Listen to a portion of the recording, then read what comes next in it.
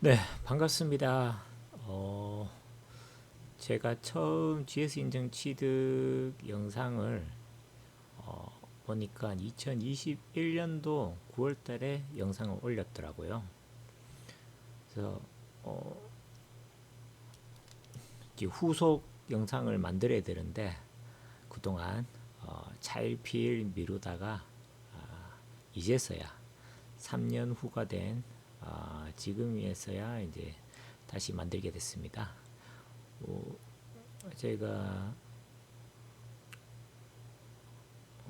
국가에서 지원하는 사업을 통해서 전라북도 전북특별자치도 내 소프트웨어 기업들은 저희가 무료로 컨설팅과 테스팅을 지원해드리고 있었습니다. 그런데 이제 그 외 지역은 안타깝게도 이제 지원을 못 드리고요. 하지만 제가 컨설팅 하다 보니까 GS 인증 취득에 대한 문의가 좀 간혹 가다가 이렇게 한 번씩 연락이 주시더라고요. 그래서 조금이나마 도움이 되기 위해서 두 번째 GS 인증 취득 영상 다시 시작하게 됐습니다. 첫 번째 영상에서는 GS 인증이 뭔지, 어떤 표준을 가지고 만들었는지 그걸 설명드렸고요. 두 번째는 GS 인증을 취득하기 위해서는 준비하셔야 될 게 세 가지가 있는데요. 먼저 문서 두 종류가 있고 그리고 소프트웨어 제품이 있습니다. 이 세 가지만 있으면 누구라도 GS 인증을 신청하실 수가 있으십니다. 문서 두 종류는 제품 설명서하고 사용자 취급 설명서 두 가지가 있고요. 그래서 먼저는 제품 설명서하고 사용자 취급 설명서를 그러면 어떻게 준비해야 되냐라고 했을 때 그거에 대해서 간단하게 설명드리고요. 그리고 제일 중요한 그러면 소프트웨어 제품을 어떻게 준비해야 되냐, GS 인증에 맞게끔 어떻게 준비해야 되는지, 그리고 그들은 어떻게 테스트하는지에 교육을 하도록 하겠습니다. 그래서 한 2시간 정도 시간이 소요될 것 같습니다.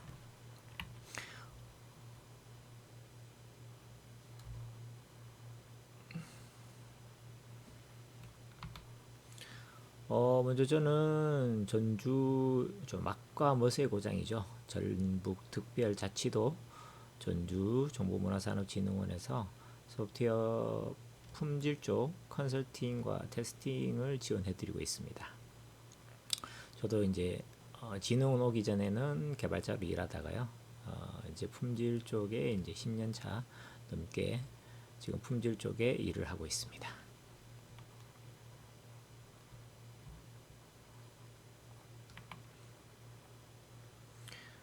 제품 설명서하고 사용자 취급 설명서는 그냥 템플릿을 보는 게 굉장히 빠르십니다. 그래서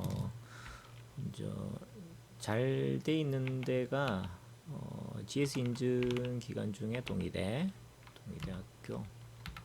동의대 부품 IT 부품 연구소인가요? 예, 부산 IT 융합 부품 연구소 여기가 GS 인증 기관 5개 중에 한 군데죠. 그래서 이쪽을 보시면 GS 인증 쪽 있고 절차 안내 소개, GS 인증에 대한 소개, 절차 여기 있습니다. 여기 보시면 참고 자료를 여기 또 잘 만들어 놓으셨어요. 그래서 참고 자료를 이제 제품 설명서하고 사용자 취급 설명서 그리고 체크리스트 한번 해보라고 체크리스트 그리고 GS 인증 기준 설명서 다운로드. 요거는 좀 이따가 제가 요거 보면서 제품을 어떻게 테스트를 하고 제품 어떻게 준비해야 되는지 이거 보면서 설명드리도록 하겠습니다. 이렇게 이제 다운로드 받으시면 돼요. 제품 설명서하고 사용자 취급 설명서 다운로드 받으시면 그래서 한글 파일로 되어 있네요. 그래서 열어보시면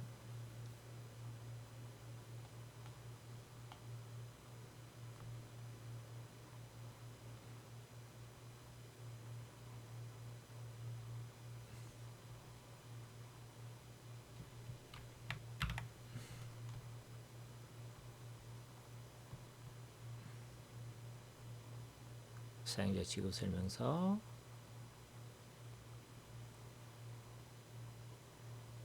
제품 설명서. 저희 고시에도 있다고 했지 않습니까? 첫 번째 시간에 그 고시에도 이 제품 설명서가 뭔지, 사용자 취급 설명서가 뭔지 이렇게 명시되어 있습니다. 제품 설명서는 잠재고객, 우리 제품을 구매하지는 않았죠. 일단 그 잠재 고객들 대상으로 누구라도 볼 수 있게 우리 제품에 대해서 간단하게 설명한 문서를 제품 설명서라고 하고요. 제품을 구매한 고객한테 주는 게 이제 사용자 취급 설명서입니다. 그래서 이 사용자 취급 설명서는 소프트웨어 제품의 모든 기능을 여기 안에 이제 다 설명을 해야 됩니다. 왜냐하면 소프트웨어 제품을 이 설명서를 보고 이제 사용할 수 있게끔 만드는 게 이 사용자 취급 설명서의 목적이기 때문이죠. 그래서 여기가 이제 메모도 이렇게 다 돼 있습니다.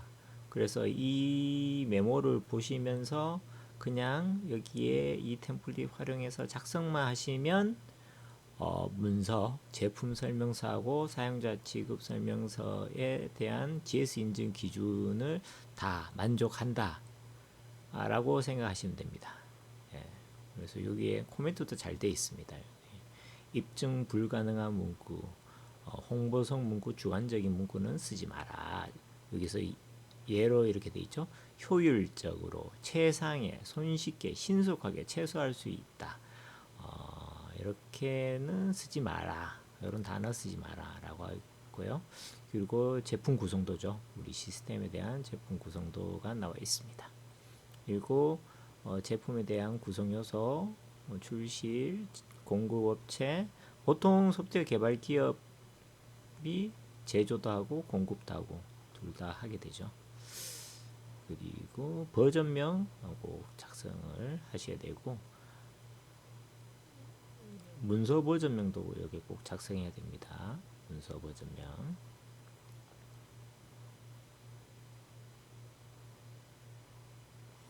일단 여기 있는 모든 문구, 서버 운영 환경, 제품 운영 환경을 꼭 작성하셔야 되고요.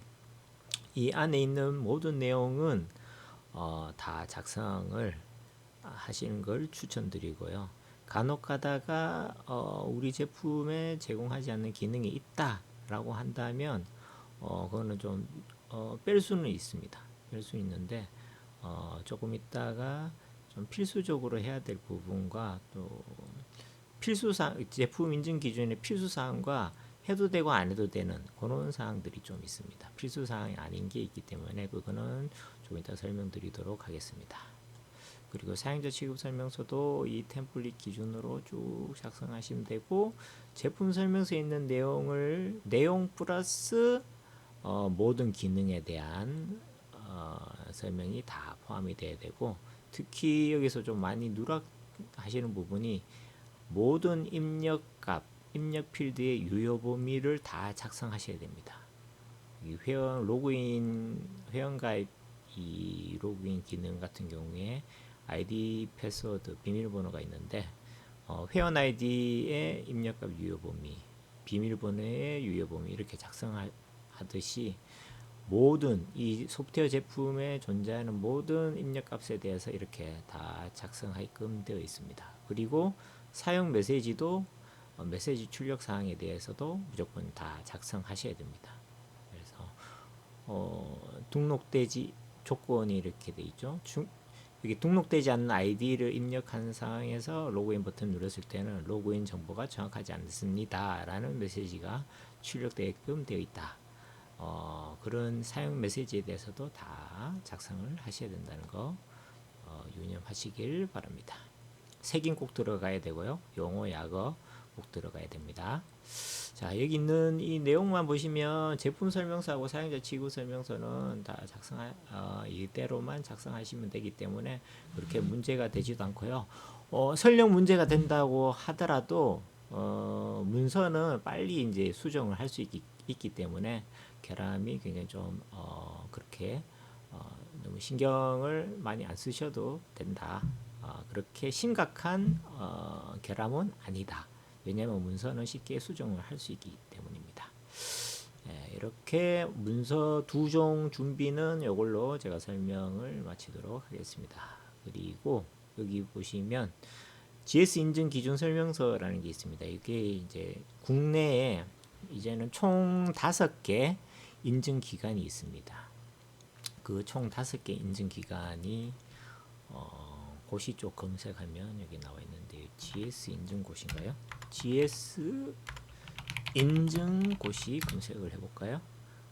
품질 인증에 관한 지침 이렇게 나옵니다. 국가법령에 현행 행정규칙으로 이동하시면 최신판이 나와 있고 여기에 일단은 정의가 다 나와 있습니다. 그 전에 제가 말씀드린 그 문서에 대한 사용자 설명서가 뭔지,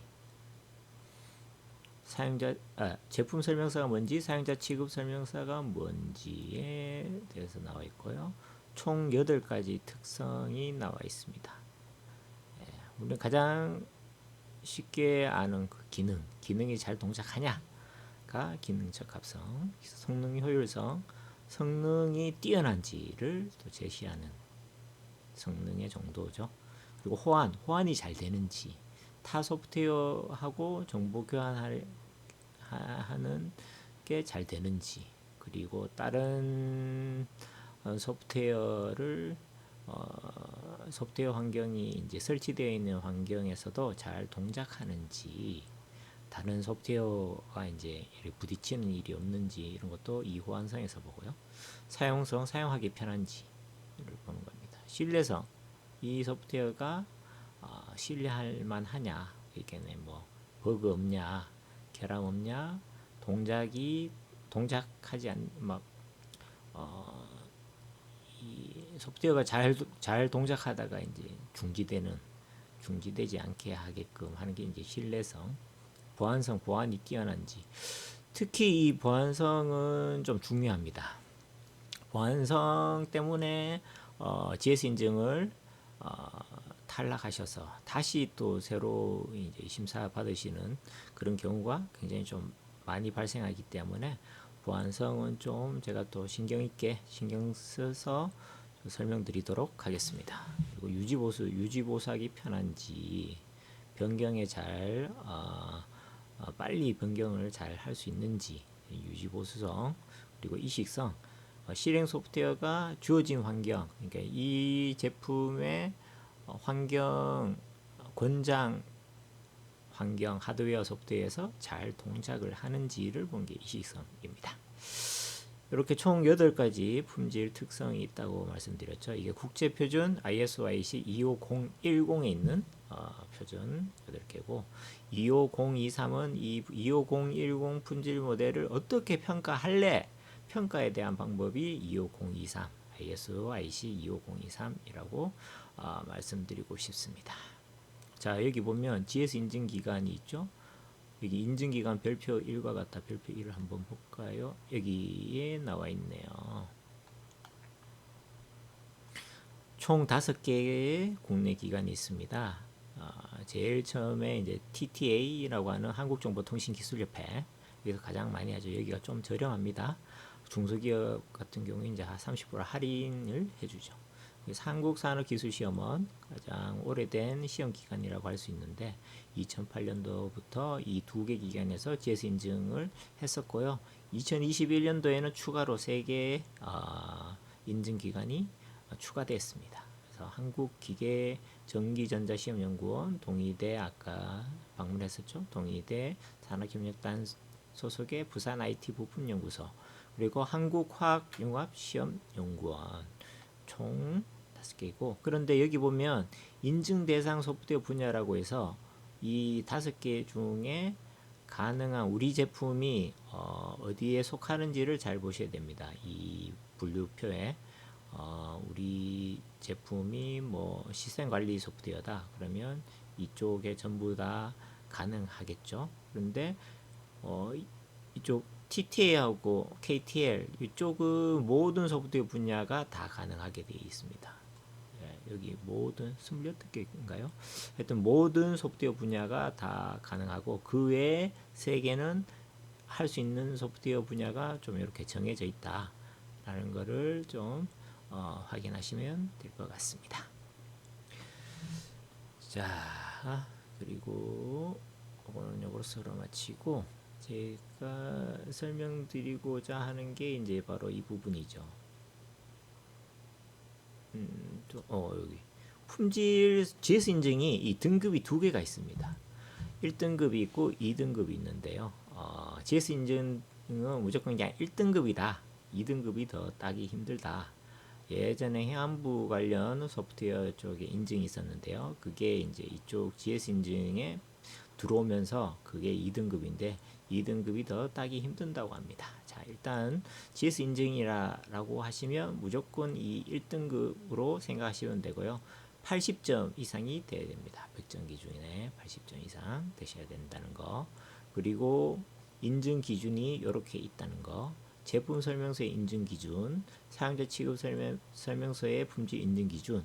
그래서 서두에 말씀드린 제품 설명서하고 사용자 취급 설명서의 템플릿, 아까 전에 그 동의대에서 다운로드한 템플릿을 그대로 작성하시면 이 기준에 부합한다 라고 생각하시면 됩니다. 그리고 만약에 부합하지 않더라도 문서야 수정 결함이 있으면 수정하기가 좀 편하기 때문에 이렇게 진행하시면 될 것 같습니다. 중요한 건 이 부분이죠. 실행 소프트웨어 품질 인증 기준, 바로 이 부분입니다. 지금부터 이 부분에 대해서 설명드리도록 하겠습니다. 총 8가지 품질 주특성을 이제 실제로 이 표준 25023에 있는 그 표준의 일부입니다. 전체 100%는 아니지만 한 7, 80%가 GS 인증 기준에 속한다라고 보시면 되고, 기능, 성능, 호환성, 사용성, 신뢰, 보안, 유지 보수, 이식성 까지 총 8가지에 대해서 세부적으로 설명드리도록 하겠습니다. 그거에 대해서의 내용은 아까 전에 그 어디였죠? 여기 부산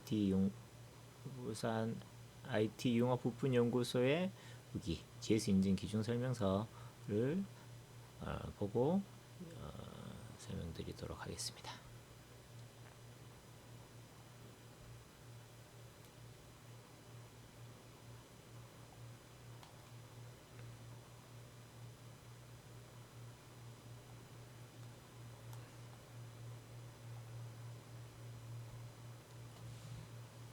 자, 이 GS 인증 기준 설명서는 총 5개 그 GS 인증 기관들이 모여서 만들었습니다. 그래서 제가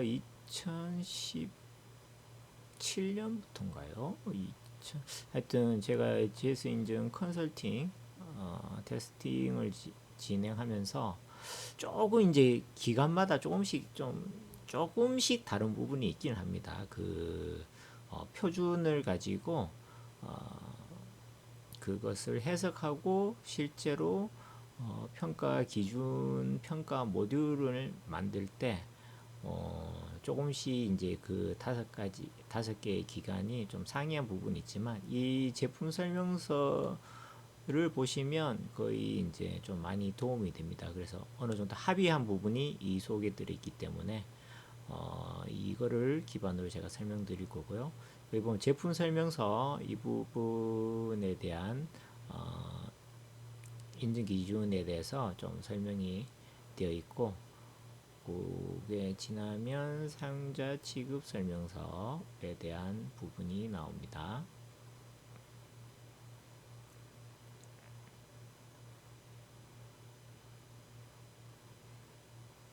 이제 사용자 취급 설명서. 그래서 이 부분은 넘어가도록 하겠습니다. 어차피 템플릿 그대로 작성하면 되기 때문에.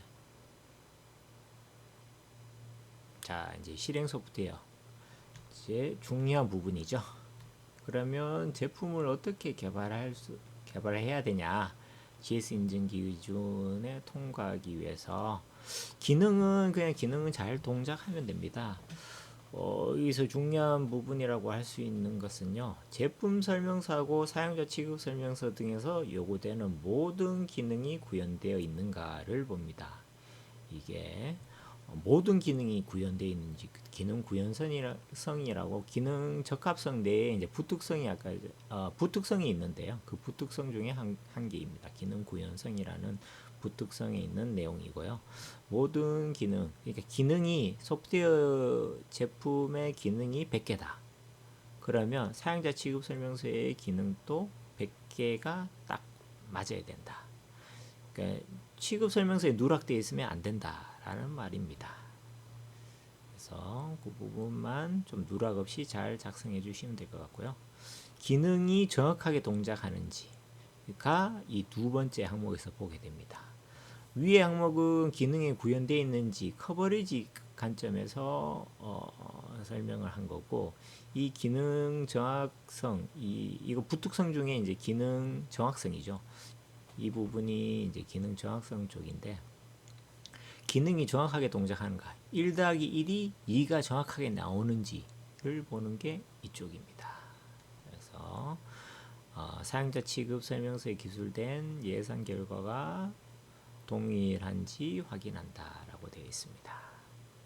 그리고 기능 쪽에서 조금 유념해야 될 부분, 이 부분인데요.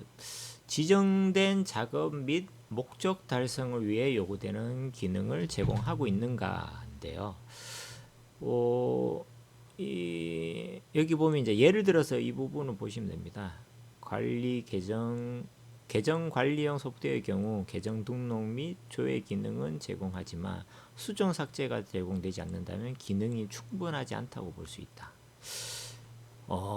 간혹 이 과제, 정부 과제 안에 우리가 GS 인증 취득하겠다.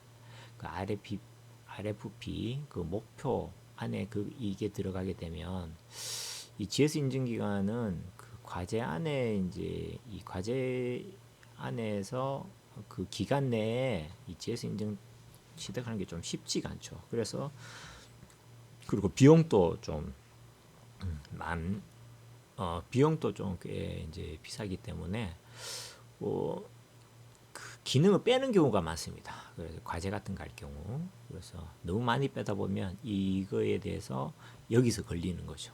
목적 달성 위에 요구되는 기능을 제공하고 있어야 되는데, 뭐 뱅킹 앱이다. 뱅킹 앱인데 안에 들어가 봤더니 앱에서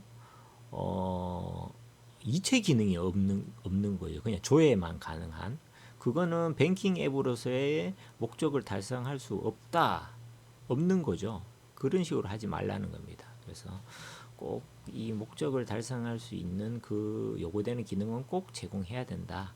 요거만 좀 유념하시면 됩니다. 이렇게 기능 적합성에 대한 부분은 설명을 넘어가도록 하겠습니다. 성능 효율성입니다. 이 기능 쪽은 좀 거의 대부분 이게 필수 사항이지만 다음부터 이제 나오는 것 중에 어떤 경우라는 이렇게 되어 있는 경우가 있습니다. 이게 이제 필수 사항이 있고, 그러니까 꼭 해야 될 이 시험 GS 인증 취득하기 위해서 꼭 해야 되는 필수 사항이 있고, 해도 되고 안 해도 되는 이제 그런 선택 사항이 있는데요. 이 성능 쪽이 그렇습니다. 여기 보면 목표가 주어질 경우에 이거를 평가한다 라고 보시면 됩니다. 목표 없으면 평가 안 하겠지요. 근데 이제 GS 인증 취득의 목적이 뭔가요? GS 인증, GS가 굿 소프트웨어지 않습니까?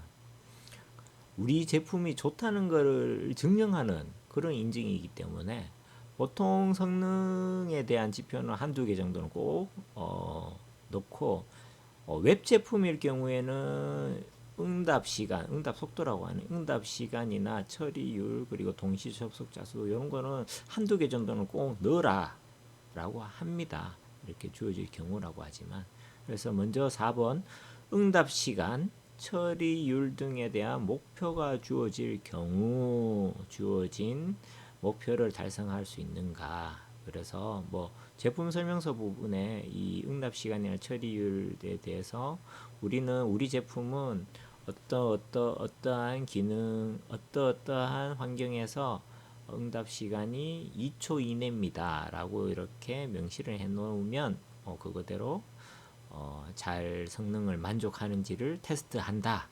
그리고 처리율은 스루풋이라고 하는데요. 단위 시간당 처리되는 그 얼만큼 일을 많이 처리하는지를 나타내는 거죠. 좀 예를 들면 뭐 초당 처리할 수 있는 태스크가 100개다. DB 같은 경우에 우리 제품은 1초당 트랜잭션을 100개 정도 처리한다. 이런 관점의 처리율이라고 보시면 됩니다.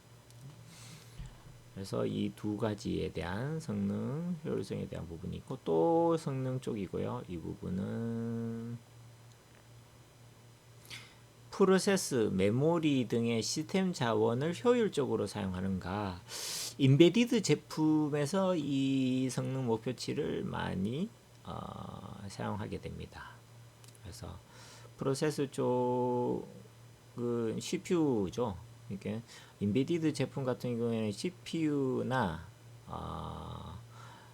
이거 메모리를 적게 쓰면 그리고 스토리지, 하드디스크 같은 메모리를 좀 적게 쓰면 좀 우수한 제품, 효율성이 뛰어난 제품으로 저희는 판단을 하죠. 그래서 여기서는 이거에 해당된다면 해당되는 게 아니라 우리 제품은 성능 쪽에 이런 항목을 넣으면 좋을 것 같다 라고 하시면 그걸 넣게 되면 테스트를 한다 라고 생각하시면 되고, 평가 항목이 예로 이렇게 나와 있죠.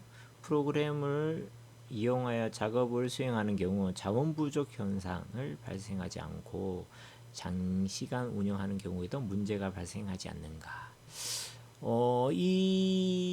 이거를 테스트할 때 보통 윈도우 제품 그리고 뭐 리눅스에서도 운영되는 동작하는 제품도 마찬가지겠지만 예전에 자바가 아니라 C나 C++ 같은 프로그래밍 언어로 개발하는 제품일 경우에 메모리를 좀 자원 해제 메모리를 쓰고 반납하지 않고 계속 메모리가 쌓여서 나중에 풀로 차는 경우가 발생하는 경우가 예전에는 많았어요. 요즘은 대부분 프로그래밍 언어가 자바로 쓰다 보니까 자동으로 걔들이 이제 가비지죠. 가비지 컬렉션이라는 가비지 기능이 있어서 자동으로 메모리를 자원 부족하게 되면 비워주고 새로 이제 이렇게 하는 기능이 자체적으로 있기 때문에 문제가 되지 않습니다. 그래서 이거를 어떻게 테스트하는지 옆에 이제 제품을 실행할 때 옆에 이제 자원 효율 나오는 부분이 있지 않습니까? CPU 지금 현재 CPU 사용률하고 메모리 사용률이 그래프나 수치로 나오는 그 윈도우 같은 제품의 기본으로 기본 프로그램으로 이제 깔려 있는 그런 자원에 대한 정보를 보여주는 그거를 옆에다가 이렇게 좀 켜놓고 주요 기능을 테스트했을 때 실제는 메모리가 잘 부족하지 않고 잘 동작하는지 그거를 체크하게 됩니다. 요렇게 요거는 좀 참고하시면 될 것 같고요. 그리고 웹 제품의 이 부분은 또 많이 넣습니다. 대용량 부하 주는 거죠. 그리고 대용량 부하 및 작업 발생 시에 소프트웨어 운영에 영향을 주지 않는가. 그래서 동시 접속자 웹 제품일 경우에 우리 제품은 최소 30명 동시 접속자 수 제공한다. 30명이 이 접속해서 사용할 수 있다. 라는 거를 그 제품 설명서 내나 사용자 취급 설명서에 이제 명시를 했다면 그거에 대해서 실제로 테스트 하게 됩니다. 잘 보통은 오픈소스 JMeter를 써서 한번 테스트 하신 다음에 실제로 우리 제품에 대용량 부하 이렇게 부하를 줬을 때 잘 동작하는지 그거를 좀 판단하시면 될 것 같고요. 동시 사용하고 동시 접속해서 하는 경우 뭐 그렇게 하는 경우도 있고 부하를 뭐 100명, 1000명 이런 식으로 계속 줘서 부하를 준 상황에서 CPU 사용률이나 메모리 사용률이 뭐 최대 80% 이상을 넘지 않는다. 뭐 이런 것도 여기 평가 목표치나 그런 성능 목표치를 그렇게 이제 작성할 수가 있습니다. 그래서 부하준 상에서 주요 기능이 잘 동작하는지 그런 이런 여러 가지 테스트 시나리오는 여러분들이 이제 판단하셔서 이렇게 제품에 맞게 그렇게 시나리오를 작성해서 제품 설명서나 사용자 지구 설명서에 이제 작성하시면 됩니다. 그래서 실제로 그렇게 제공되는 환경에서 시험을 그대로 했을 때 우리 제품이 30명 동시 접속자 30명 잘 처리되는지 뭐 이런 거를 테스트한다라고 보시면 됩니다. 이렇게 성능 쪽 이제 성능 효율성이 끝났습니다. 그 다음은 호환성이죠. 호환성. 여기 또 나와 있습니다. 타 소프트웨어와 동일한 환경 및 자원을 공유하는 경우 타 소프트웨어에 유해한 영향을 끼치지 않는가. 요거는 이제 예를 보시면 좀 쉽게 이해를 하실 수 있는데 이것도 이제 하는 경우죠. 이 문제는 거의 발생하지 않는데 요즘은 옛날에는 이렇게 실행 소프트웨어가 만약에 우리 GS 인증 제품이 백신 소프트웨어일 경우에 예전에는 타 백신 소프트웨어와 함께 운영이 불가능했다. 왜냐하면 타 백신 소프트웨어가 바이러스라고 죽여버리는 경우가 있기 때문에 만약에 이제 하나의 PC 안에 여러 개의 백신 소프트웨어를 설치했을 때 서로 죽이는 그렇게 되면 호환성에 위배가 된다 그 말입니다. 그래서 옛날에는 이런 부분이 좀 심각했는데 요즘은 대부분 이런 문제는 거의 좀 발생하지 않는다라고 보시면 됩니다. 그래서 여기 보면 보안 제품 경우에 이런 경우 이제 영향을 주는 경우가 많습니다. 보안 제품 같은 경우에는 이게 이제 보안이 위배된 제품을 프로세스를 이렇게 죽여버리는 경우가 많기 때문에 그거 외에는 문제가 없이 이 부분은 문제가 없지 않을까 생각이 들고요. 두 번째는 타 소프트웨어와 데이터 교환이 필요한 경우 규정된 포맷, 절차 등에 따라 데이터를 누락 없이 정확하게 교환하는가입니다. 이게 표준에서는 다 따로따로 떨어져 있는데 이거는 좀 GS 인증 쪽에 이제 고시도 그렇고 안에 이제 여러 개 이제 몇 개의 그 표준의 내용들이 이 한 줄 안에 이제 하나로 좀 통합한 경우도 좀 간혹 있습니다. 이게 이제 그런 경우인데요. 데이터 교환이 필요한 경우 규정된 포맷은 데이터 교환 포맷에 대한 의미고 데이터 교환 포맷은 이거를 의미합니다. JSON, XML, JPG 등. 요즘은 웹 제품 같은 경우에는 API를 많이 씁니다. 우리 제품이 API를 제공한다. 요청했을 때 API 형식으로 대답을 한다. JSON 형태로 답이 오고 아니면 JSON이나 XML 형식 뭐 이런 게 다 데이터 포맷 교환 포맷이고 실제로 JSON 형태로 값이 오는지를 이 항목에서 평가를 하게 됩니다. 그리고 만약에 XLS를 뭐 다운로드 이제 받는 제품일 경우에 아니면 그렇죠. 임포트나 익스포트 기능이 있는 제품이 있습니다. 그래서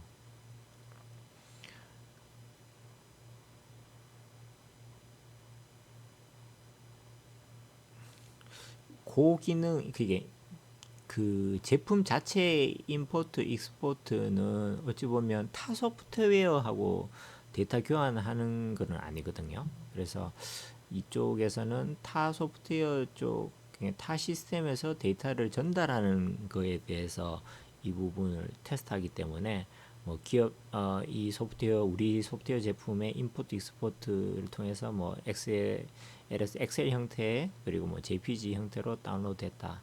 그게 뭐 잘못됐다. 그거는 뭐 문제가 되지 않고 이 부분에서 데이터 교환 포맷은 말 그대로 타 소프트웨어가 하고 연동할 때 데이터를 전달하거나 그 받는 경우 그 경우에 해당되기 때문에 보통 그 제품이 있겠죠. 뭐 파일 전송 제품이다. 파일 전송 제품일 경우에 우리가 이제 A라는 컴퓨터에서 엑셀에서 엑셀 파일을 보냈다. 그런데 이제 B라는 받는 데에서 XLS를 받았는데 열리지 않더라. 이러면 문제가 되는 거죠. 그거에 대한 거고 그 외 뭐 다양한 데이터 포맷은 다양한 게 있죠. 뭐 이미지도 있을 수도 있고 텍스트도 있을 수도 있고요. 그리고 뭐 메일도 데이터 포맷에 어찌 보면 해당된다고 볼 수 있습니다. 그래서 이거는 실제로 데이터 포맷을 정확하게 이제 잘 전달되는지 와이어샤크 같은 패킷 분석 통해서도 시험을 할 수도 있고 실제로 데이터가 도착이 잘 돼서 그 파일이 이제 잘 열리는지 그걸 통해서도 확인할 수 있을 것 같습니다. 그리고 프로토콜 부분입니다. 우리 인베디드 제품 센서로부터 올라오는 데이터를 수집해서 뭐 그래프 형태로 뿌려주거나 로그 형태로 뭐 저장되거나 하여튼 이런 제품이 요즘 많죠. 스마트팜이나 아니면 모니터링 제품 그리고 에너지 관리 소프트웨어 이 대부분들이 센서로부터 올라오는 값들 그리고 뭐 제어하는 스마트팜 그 기계를 제어하는 쪽에서 이런 프로토콜 많이 씁니다. 모드버스, RTSP, MQTT 뭐 다양한 이제 프로토콜을 쓰는데 그 프로토콜을 쓴다면 실제로 그 프로토콜을 잘 쓰는 게 맞는지를 확인합니다. 만약에 HTTP 그 웹 제품 같은 경우에는 HTTP보다 HTTPS 무조건 써야 됩니다. 그거를 쓰고 있는지 그리고 통신 제품 같은 경우에는 뭐 UDP, SSH, 뭐 FTP 메일 같은 경우에는 뭐 POP 뭐 이런 다양한 프로토콜이 있죠. TCP/IP 프로토콜 이게 다 여기 있는 프로토콜에 해당됩니다. 그래서 실제로 우리 제품이 이 프로토콜을 사용하고 있다라고 하면 그 프로토콜을 사용하는지 맞는지를 확인하고 보통 확인할 때는 와이어샤크 같은 네트워크 패킷 분석 도구를 통해서 확인하는 것을 확인하고 있습니다. 하지만 그걸로 확인 안 되는 부분은 또 다른 방법, 다양한 방법으로 기업에서 소프트웨어 제품을 개발한 그 기업에서 제시를 하시고 그걸 통해서 테스트하는 경우도 있다. 라는 말씀드리고 싶습니다. 이렇게 호환성 부분은 이렇게 마무리되었습니다. 그 다음은 사용성입니다. 사용성. 9번부터는 사용성이고요. 사용자가 소프트웨어 적절성을 인지할 수 있도록 사용 시나리오, 데모, 목적 등을 제공하고 있는가? 이거는 필수사항입니다. 필수사항. 그래서 사용 시나리오를 제공하고 있느냐? 이거를 앱, 그 휴대폰, 스마트폰 앱 같은 경우에 많이 이제 사용 시나리오, 데모 이런 걸 많이 제공하죠. 첫 번째 게임 실행할 때 사용자가 쉽게 이제 데모 게임처럼 처음 그 인터페이스나 그런 거를 좀 서툰 사람들을 위해서 안내하는 그런 게임, 초기 그는 데모 게임, 그러니까 데모 기능이라고 할 수 있습니다. 그래서 내가 눌러야 할 부분만 반짝반짝거리든지 다른 버튼은 다른 배경 어두워지면서 내가 눌러야 할 버튼이 이제 밝아지는 그렇게 이제 유도하는 경우도 있고요. 그래서 제품 내 이런 사용 시나리오 제공이나 아니면 데모 제공하는 제품이 가장 베스트이긴 하겠죠. 사용성이 뛰어난 제품이죠. 매뉴얼 없이 직관적인 제품이 가장 사용성이 뛰어나다라고 볼 수 있는데 꼭 그렇지 않더라도 이 항목을 테스트할 경우에 꼭 제품에 없더라도 사용자 취급 설명서나 그 제품 설명서 내에 이 용도, 시나리오 이런 게 명시되어 있으면 오케이 통과합니다. 그거를 보시면 될 것 같고요.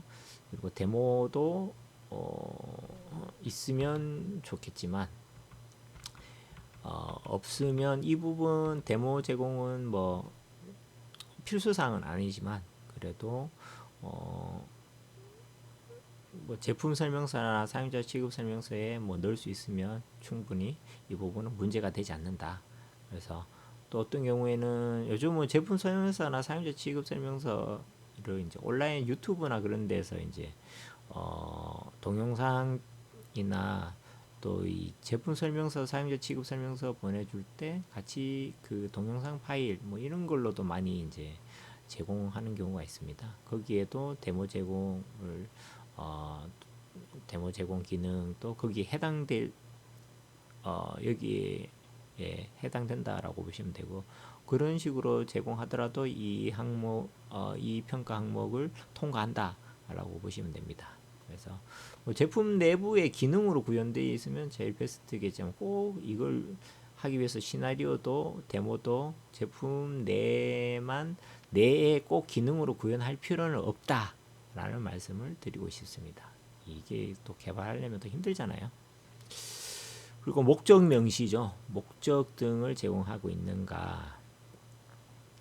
제품 설명서에 이거 필수 사항입니다. 이 부분은 사용 시나리오 있는지 목적을 제공하고 있는지 목적도 마찬가지로 제품 실행 소프트웨어에도 있어도 되지만 뭐 제품 설명서나 사용자 취급 설명서에 제공하면 오케이 문제없다라고 보시면 됩니다. 자 10번입니다. 각 기능에 대한 설명을 사용자 취급 설명서 등에 누락 없이 기술해야 하고 오류 메시지, 사용자 인터페이스 등이 이해 가능하도록 제공해야 된다 라는 겁니다. 자 여기에 이 오류 메시지에 대한 부분이 좀 누락을 많이 하시는 경우도 있고요. 또 요거가 결함이 나오는 경우도 좀 간혹 있습니다. 그래서 이 예를 보면 좀 편하죠. 이 자바스크립트 쪽 에러 같은데 자바에도 이런 비슷한 에러가 있는데 이렇게 이제 기존의 이제 뭐 프레임워크나 기존 프로그래밍 언어 내에서 발생하는 그런 오류 메시지 죄송합니다.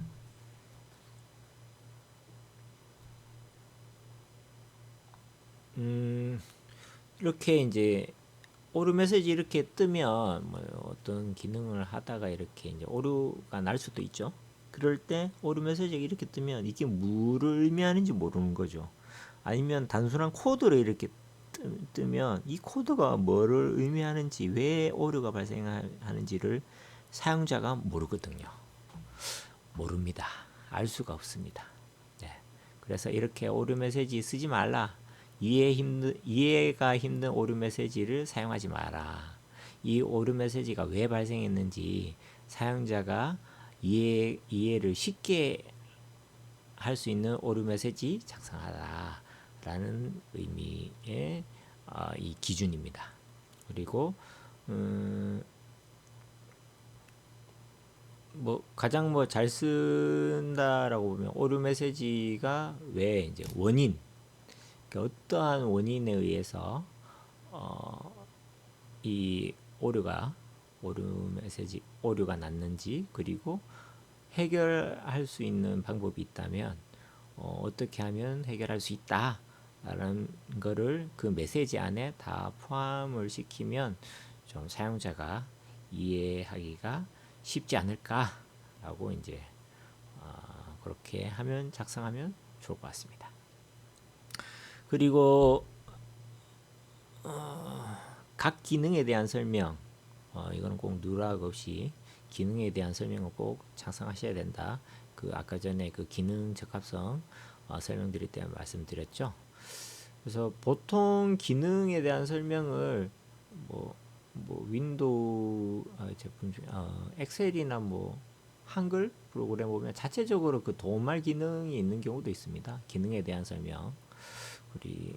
그래서 그런 것도 여기에 속하고요. 그리고 꼭 그 소프트웨어 제품 내에 뭐 도움말이나 그런 걸 이제 물론 그런 기능이 있으면 좋겠지만 또 그렇지 않더라도 설명서 문서 내의 기능에 대한 설명을 충분히 하면 그것도 이 기준에 부합한다라고 보시기 때문에 꼭 기능으로 구현하지 도움말 같은 기능을 구현하지는 않으셔도 되고 뭐 동영상을 통해서 제공하는 경우도 있지만 꼭 그렇게 할 필요도 없다. 그 대신 사용자 설명서 정도까지는 꼭 기능에 대한 설명은 꼭 넣어야 된다 라는 말씀을 드리고 싶습니다.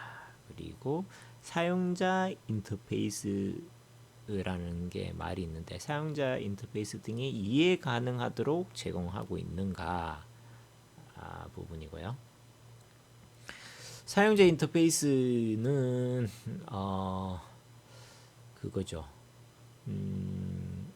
직관적으로 이 제품을 이렇게 사용자 설명서를 안 보더라도 사용자 취급 설명서를 안 보더라도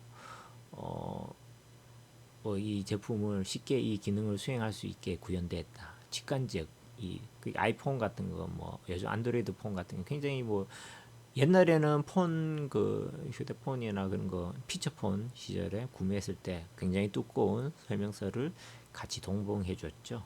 근데 요즘은 뭐 파일로 주거나 아예 이제 휴대폰 구매할 때 그런 두꺼운 사용자 설명서는 없습니다. 아직 뭐 자동차 쪽은 있겠지만 일단은 사용자 인터페이스가 이제 뛰어나다, 직관적으로 기능을 수행할 수 있다가 이면 굉장히 좋은 거죠. 꼭 그렇지 않더라도 뭐 그 외에 뭐 그게 뭐 이 제품이 쓰기가 너무 어려운 거죠.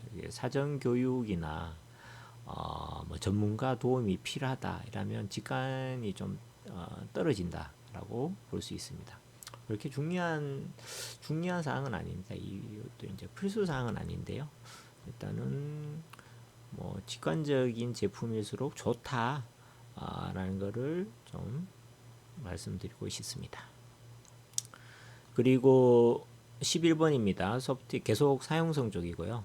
소프트웨어 운영 및 제어가 용이하도록 일관된 기능, 실행 방법, 외관 등을 제공하고 있는가 라고 되어 있습니다. 자, 이 부분은 볼까요? 인증기준 설명을 보면 본 평가 항목은 소프트웨어 기능 실행 방법, 외관, 기능명 등이 일관적으로 제공되는지를 확인한다. 기능 실행 방법을 보면 여기 말하는 기능 실행 방법이 일관적이냐라는 거를 이제 따지는데요. 평가 기준으로 보는데요. 그러니까 클릭을 해서 실행하는지, 더블 클릭으로 실행하는지, 어떤 기능은 더블 클릭으로 해야 되고 어떤 기능은 같은 제품인데도 다르지 말고 그냥 일관적이게 클릭이면 클릭, 더블 클릭이면 더블 클릭으로 가라. 아니면 명령어 입력이면 실제로 키보드 커맨드 창 열어서 하는 그런 명령어 입력의 경우에는 뭐 그렇게 이제 일관적으로 하든지, 그렇게 유사한 기능에 대한 실행 방법은 꼭 일관성이 있어야 된다라는 것을 이 평가 항목에서 유의하셔야 된다. 그리고 외관이죠. 버튼 모양, 기능명, 용어, API 등에 대한 일관성. 그래서 이 부분도 그 외관에 대한 그 어찌 보면 UI 쪽이죠. 인터페이스 UI 쪽이고, 뭐 보통 기능 실행하다가 실행하면 뭐 팝업창 같은 거 뜨면서 팝업창, 잠시만 이거를 제가 좀 설명 같은 거를 좀 하면서 드리면,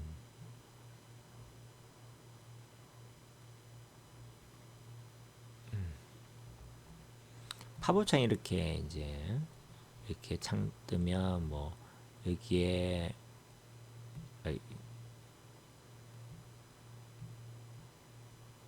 뭐 꽃표, 아이고 잘 안 되네요. 한쪽은 꽃표, 한쪽은 동그라미,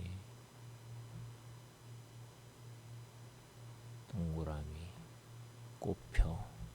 이때 뭐 여기에 아이 잘 안 됩니다.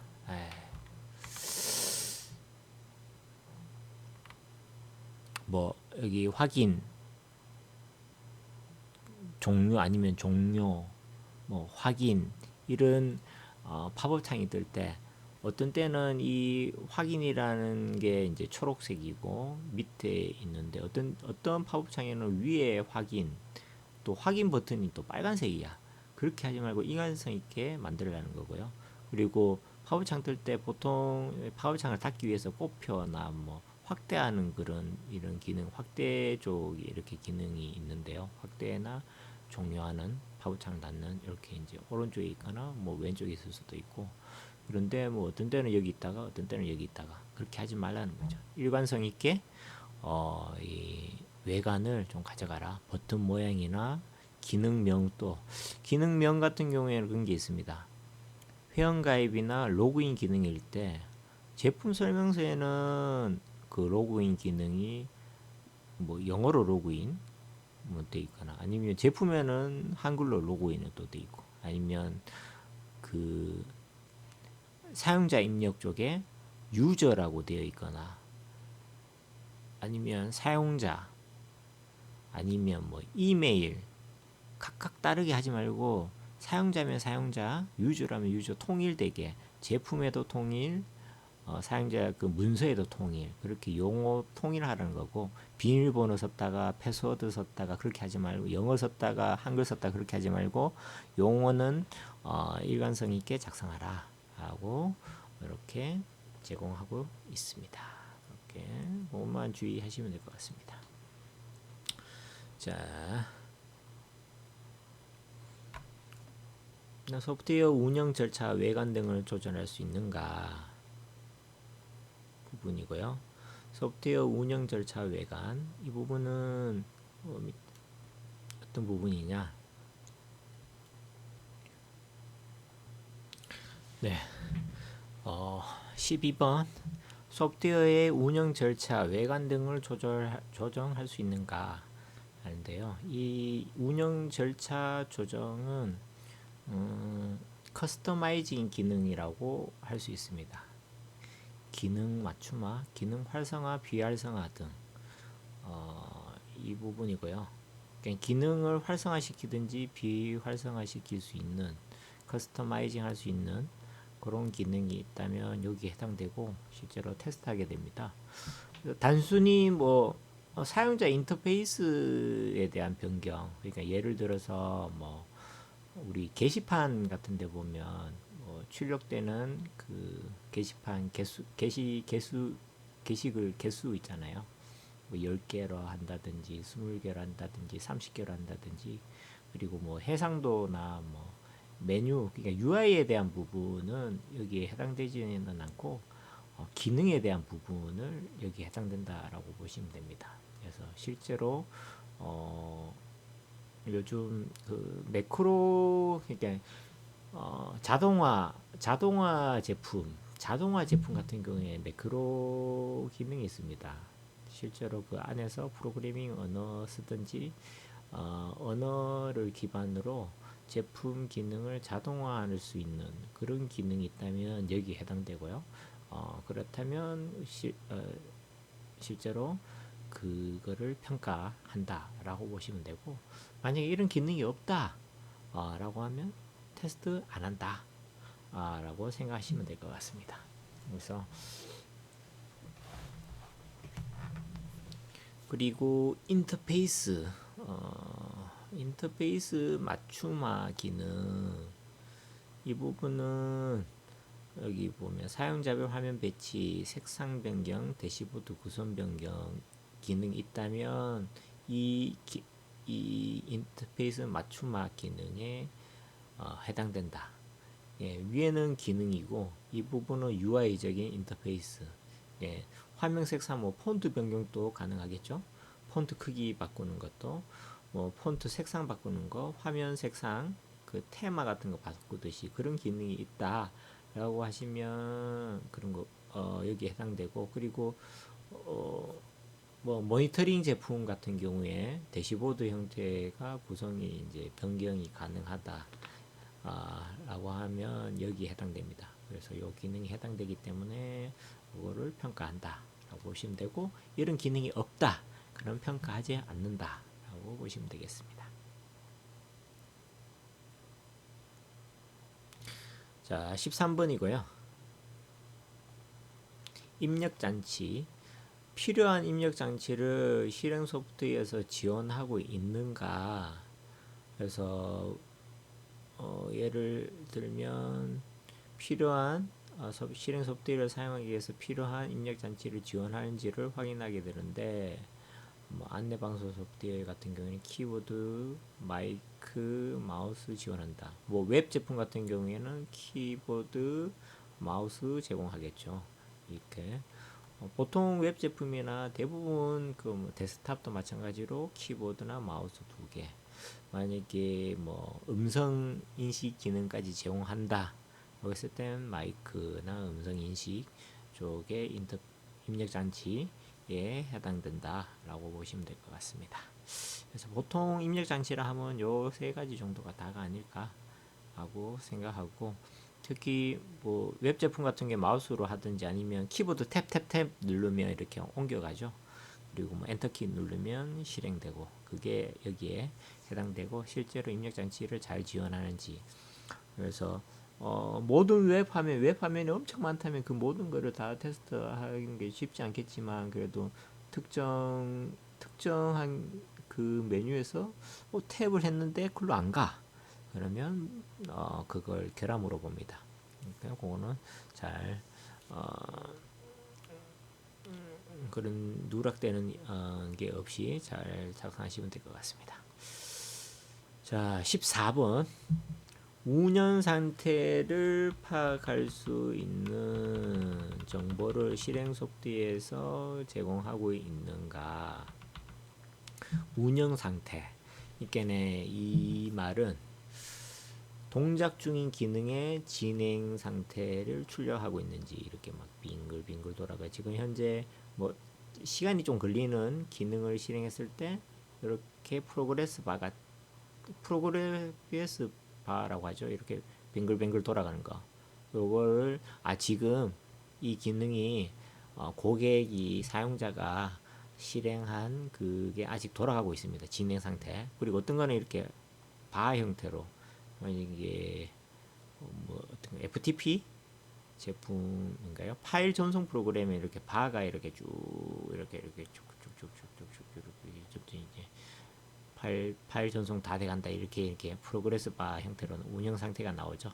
이것도 여기 해당되고, 그래서 모든 기능에 대해서는 디폴트로 이런 기능은 들어가야 된다. 좀 시간이 장기간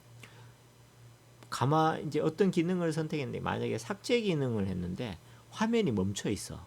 그러면 고객이 이건 소프트웨어가 버그라고 결함이라고 생각하겠죠. 가만히 멈춰 있어. 한 5초 동안, 10초 동안. 딜리트 중인데, 삭제 중인데 이렇게 표시하는 겁니다. 진행 상태를 출력하라. 이건 필수적으로 하셔야 됩니다. 이렇게 또 빙글빙글 돌아간다든지 뭐 다양하죠. 그런 진행 상태의 출력은 다양한 방법으로 이렇게 인식만 시켜주면 된다. 그리고 여러 개 구성 요소로 구성된 경우 다른 구성 요소의 동작 상태 모니터링. 보통 모니터링 제품 같은 경우에는 이런 노드가 하나 있고 여기에 여러 개의 센서도 될 수도 있고 장비들이 이렇게 물려 있어요. 이렇게 여러 개 물려 있고 이 모니터링에서 실제로 동작 상태를 여기서 확인할 수 있는 거죠. 이것도 이 기능, 이 평가 항목에 속하기 때문에 실제로 그렇게 동작하는지를 봅니다. 이런 기능이 없다? 테스트 안 한다. 그래서 요 센서가 죽으면 뭐 이게 빨간색으로 바뀌든지 이게 이제 동작 상태 모니터링이라고 할 수 있습니다.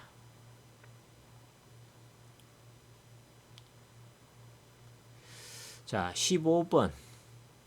실행 소프트웨어에서 발생하는 메시지에는 올바른 결과와 지시사항을 전달하고 있는가? 아까 전에 오류 메시지 하고는 조금 다르다. 보시면 여기 인증 기준 설명을 보면 좀 쉽게 쉽게 이해할 수 있죠. 본 평가 항목은 실행 소프트웨어에서 출력되는 메시지의 내용이 결과를 이해할 수 있는 정보를 포함하고 있는지 확인한다. 그래서 올바른 결과와 지시사항을 전달하는 메시지에 라고 되어 있죠. 저장 기능을 수행하면 버튼 클릭했을 때 저장 버튼을 클릭했다. 그러면 저장이 완료되었습니다. 라고 메시지를 출력하라는 말입니다. 그리고 삭제했다. 그러면 삭제 기능이 완료됐습니다. 이런 식으로 삭제가 완료됐습니다. 이렇게 메시지를 하고 또 사용자가 한 행위가 소프트웨어 사용에 올바르다, 올바르지 않다는 판단 결과를 출력하는 메시지. 등록 후에 저장하는 기능에 대해서는 저장 기능을 먼저 수행하면 등록 먼저 하라고 메시지로 사용자에게 알려라. 그런 말입니다. 그래서 올바른 결과와 지시사항을 전달하지 않는 메시지의 예를 보면 메시지가 없거나 저장 기능 수행 시 저장 버튼을 클릭했는데 그냥 완료됐다라고 뜨는 거죠. 저장이 완료됐다가 아니라 그냥 완료됐다. 이렇게 하면 이게 저장을 수행해서 완료됐다는 건지 삭제를 해서 완료됐다는 건지 알 수가 없다. 그러면 안 된다. 그러니까 이렇게 올바른 결과와 지시사항을 전달하지 않는 메시지 얘가 그렇다라고 보시면 됩니다. 사용성은 그렇게 좀 어렵지는 않은데 굉장히 좀 귀찮을 수 있죠. 개발하시는 분들. 그래서 메시지나 입력값에 대한 부분은 아무래도 좀 공통적인 모듈로 관리를 좀 잘 하셔야 된다라고 생각하시면 될 것 같습니다. 여기에 나오는 입력 필드 기본값 제공, 실행 취소 등의 편의 기능을 실행 소프트웨어에서 제공하고 있는가? 자, 입력 필드 기본값이 뭐냐? 요 부분 기본값, 사용자가 이해할 수 있도록 입력 필드에 사전에 입력되어 있는 값을 말하고 시스템 기본값, 뭐 예시로 보면 이런 게 있죠. 예시로 보면 이해가 편합니다. 기본값이 필요한 입력 필드, 검색 조건에 날짜 입력할 때 오늘 날짜 들어가죠. 보통 뭐 연도 2024 연도나 뭐 날짜 그리고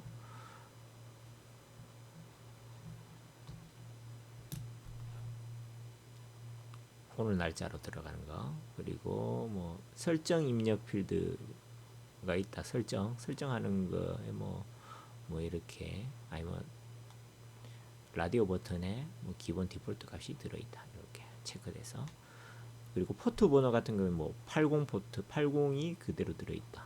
뭐 443 많이 쓰는 443 포트가 들어가 있거나 자, 그런 거를 의미하고요. 설정 가능한 시간 기본값도 여기에 들어가게 되죠. 뭐 이외에도 뭐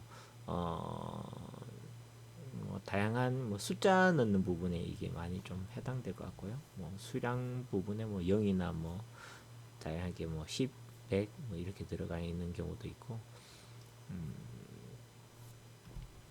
그렇게 봐주시면 될 것 같습니다.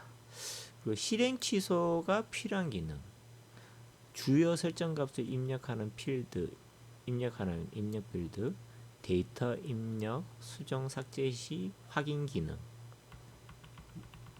실제로 삭제할 때 중요 데이터 같은 경우에는 삭제할 때 한 번 더 물어봐야 되겠죠. 재확인. 그러니까 실제로 삭제하겠습니까? 한 번 더 물어보는 거죠. 삭제하시겠습니까? 라고 확인하는 거를 기능으로 넣어라. 진짜 삭제하겠습니까? 해서 이렇게 삭제, 취소 뭐 이런 식으로 삭제, 취소 한 번 더 물어보라. 그리고 수정할 때도 한번 중요 데이터 수정할 때도 한번 더 물어봐라. 실제로 수정하겠습니까? 그러니까 재확인 기능. 그리고 실제로 취소할 때 한 번 더 확인하라. 그런 기능을 꼭 넣어라 하고 말씀드리고 싶습니다. 자, 17번. 잘못된 입력으로 인한 고장을 예방. 이 부분은 입력 오류에 대한 부분이죠. 잘못된 입력으로 인한 소프트웨어 고장을 예방하기 위해 입력값에 대해 사용자 확인을 요청하거나 입력 오류에 대한 올바른 값 제시 등을 수행할 수 있도록 제공하고 있는가. 입력값 오류에 대해서 이 부분이 옛날 같은 경우에는 좀 많이 결함이 나옵니다. 입력값 오류. 이렇게 여기 보면 입력 필드에 대한 사용자의 잘못된 입력으로 인한 실행 소프트웨어 고장을 방지하고 있는지. 여기 보면 예를 보면 이해하기 편한데 입력 오류에 대한 방지 기능. 이렇게 요 입력창에는 숫자만 넣을 수 있어. 1, 2, 3 뭐 이렇게 숫자만 넣을 수 있는데 문자나 특수 문자도 들어간다든지.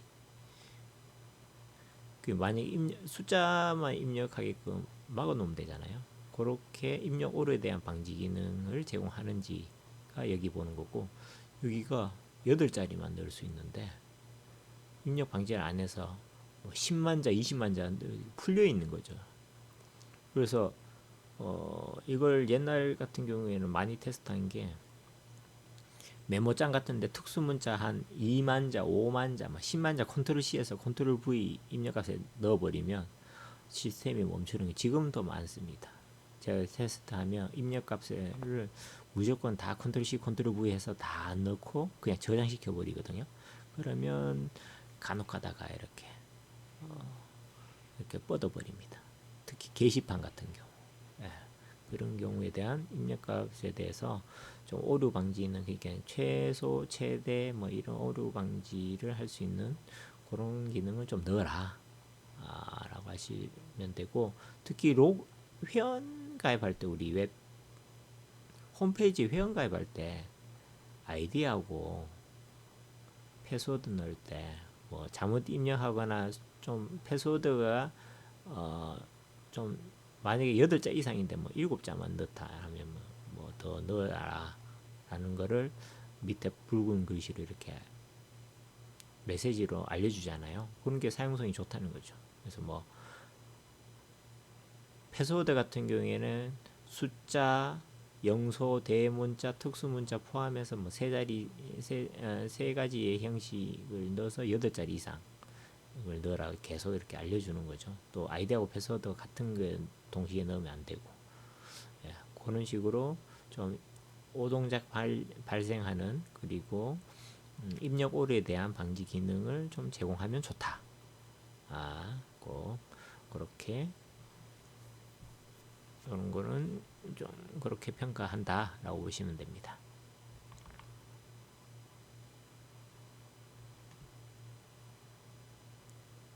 이 부분은 다국어 지원하는 경우에 해당됩니다. 그렇지 않으면 해당되지 않는다 라고 보시면 되고요. 그러니까 우리 제품은 한국어 외에 뭐 영어, 뭐 일본어 이렇게 제공한다. 그렇게 했을 때 다 메뉴 기능, 메시지 등이 다 해당 언어에 맞게 표시되는지를 확인하게 됩니다. 그 기능이 없다. 이것도 경우죠. 없으면 테스트를 안 한다. 보시면 됩니다. 이렇게 사용성이 끝났고, 다음은 신뢰성입니다. 신뢰성. 자, 필요한 경우에는 언제나 소프트웨어 접근 및 운영이 가능하도록 가용성을 보장하고 있는가.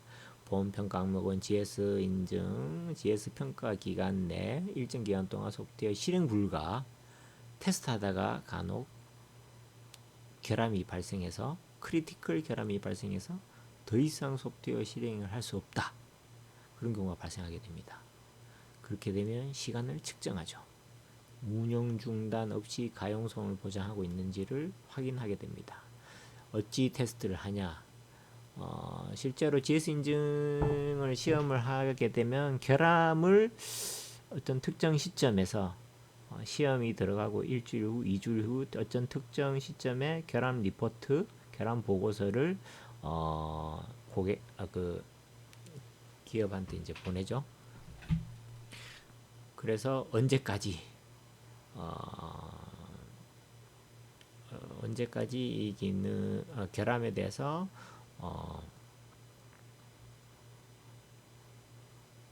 수정하는지를 그 시간별로 날짜별로 이렇게 체크를 하게 됩니다. 그래서 결함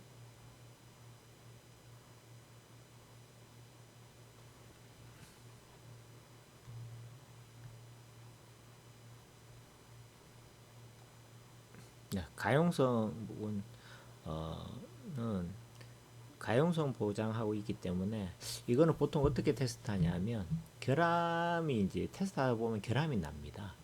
결함이 나는데 뭐 로우, 미디움, 하이, 크리티컬 이렇게 이제 결함 종류가 있는데 로우는 단순히 UI 입력 범위 제한 등에 대한 좀 간단한 UI적인 그런 경미한 결함을 말하고요.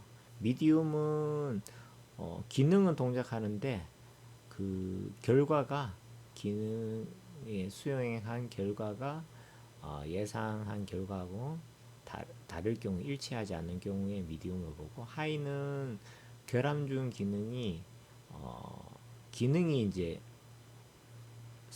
완료하지 않거나 구현되지 않는 경우를 하이라고 봅니다.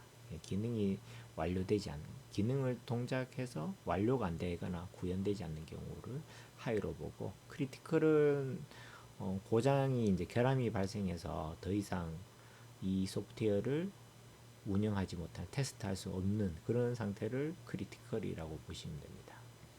그래서 미디움에서 이게 이제 인증 기간마다 좀 상이할 수도 있는데 일단은 결함 등급 중에 미디움 이상이 발견된 일수를 이제 계산을 합니다. 그래서 뭐 만약에 어떤 한 날 만약에 뭐 2주 정도 이제 테스트를 하는데 결함이 뭐 같은 날짜에 뭐 날짜에 결함이 발생됐다. 어떤 날짜 그럼 1일로 이제 카운트를 하거나 이제 2주 안에 이제 워킹데이로 기준을 하기 때문에 토요일하고 일요일 주말은 고려하지 않습니다. 그래서 일주일을 5일 기준으로 보고요. 그래서 그렇게 뭐 계산을 나눕니다. 그냥 전체 평가일 나누기 뭐 결함이 발견되지 않는 일 이렇게 나누면 되겠죠. 만약에 10일을 평가해서 결함이 10일 동안 발생하지 않아. 그러면 10 나누기 10은 1이죠. 1이 제일 높은 거 점수가 좋은 거거든요. 1부터 0까지를 이렇게 이제 계산해서 나오기 때문에 그래서 1이면 이제 100점이죠. 뭐 이렇게 테스트하거나 아니면 가용성을 제공하는 제품들이 있습니다. 특히 안전이나 뭐 생명이나 뭐 그 돈하고 연관된 제품 같은 경우에는 가용성을 위해서 별도로 그 제품 자체에 그런 기능을 제공하고 있죠. 그러니까 HA 기능이라고 하지 않습니까? high ability라고 하나요? ability라고 하네요. HA 기능. 하나가 두 개가 돌고 있다가 하나가 죽으면 하나 이 보조 계속 이제 대체로 이렇게 돌아가고 이 하나는 다시 이제 재부팅 되거나 다시 이제 이렇게 스스로 이제 다시 이제 재실행하는 그게 HA 기능이라고 하죠. 고가용성 제품일 경우에 그런 기능들이 많죠. 뭐 원자력, 철도, 국방, 항공 이런 쪽은 뭐 엔진이 만약에 멈췄다. 그럼 뭐 하나 엔진 두 개가 있는데 하나가 멈췄더라도 다시 되거든요. 하나만 있어도 날 수 있습니다. HA 기능. 그리고 그 중지된 그 엔진이 다시 이제 셀프 체킹해서 다시 재부팅해서 돌아가든지 뭐 2단, 3단, 4단 뭐 고가용성 제품들 그리고 뭐 금융 쪽에는 계속 돌아가야 되지 않습니까? 멈추면 안 되잖아요. 특히 모니터링 제품도 그렇고요. 그런 경우에 그냥 여러 개의 프로세스가 있다가 하나가 죽더라도 하나가 자동으로 이제 계속 같은 게 이제 두 개가 동시에 돌아가다 하나가 죽어도 계속 돌아가는 그런 경우. 그리고 자동으로 자체 이제 만약에 뭐 제품이 자동으로 이제 리부팅 되거나 재실행되는 그런 고가용성의 기능을 제공한다 라고 하면 여기에 해당되고 테스트를 한다 보시면 되고 이거는 이렇게 계산을 한다. 계산 형식으로 이제 결함이 발생하면 점수가 좀 깎이겠죠. 결함이 없으면 점수가 높을 것이고 이렇게 보시면 될 것 같습니다. 그리고 계속 신뢰성입니다. 높은 신뢰성을 요구하는 소프트웨어 이것도 경우죠. 경우 고장을 회피하기 위한 수단을 제공하고 있는가. 이게 이제 경우는 말씀드린 필수사항이 아니라고 말씀드렸죠.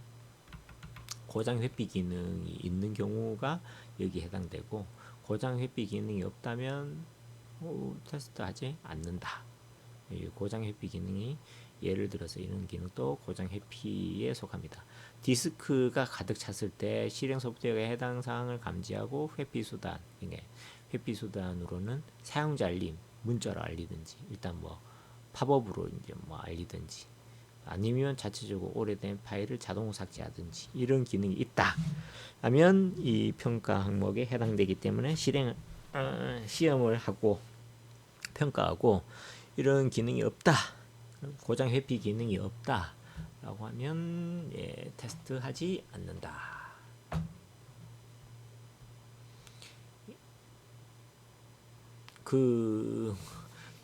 요 나오는 예외에 이제 뭐 다른 경우에는 또 어떤 게 있을까요?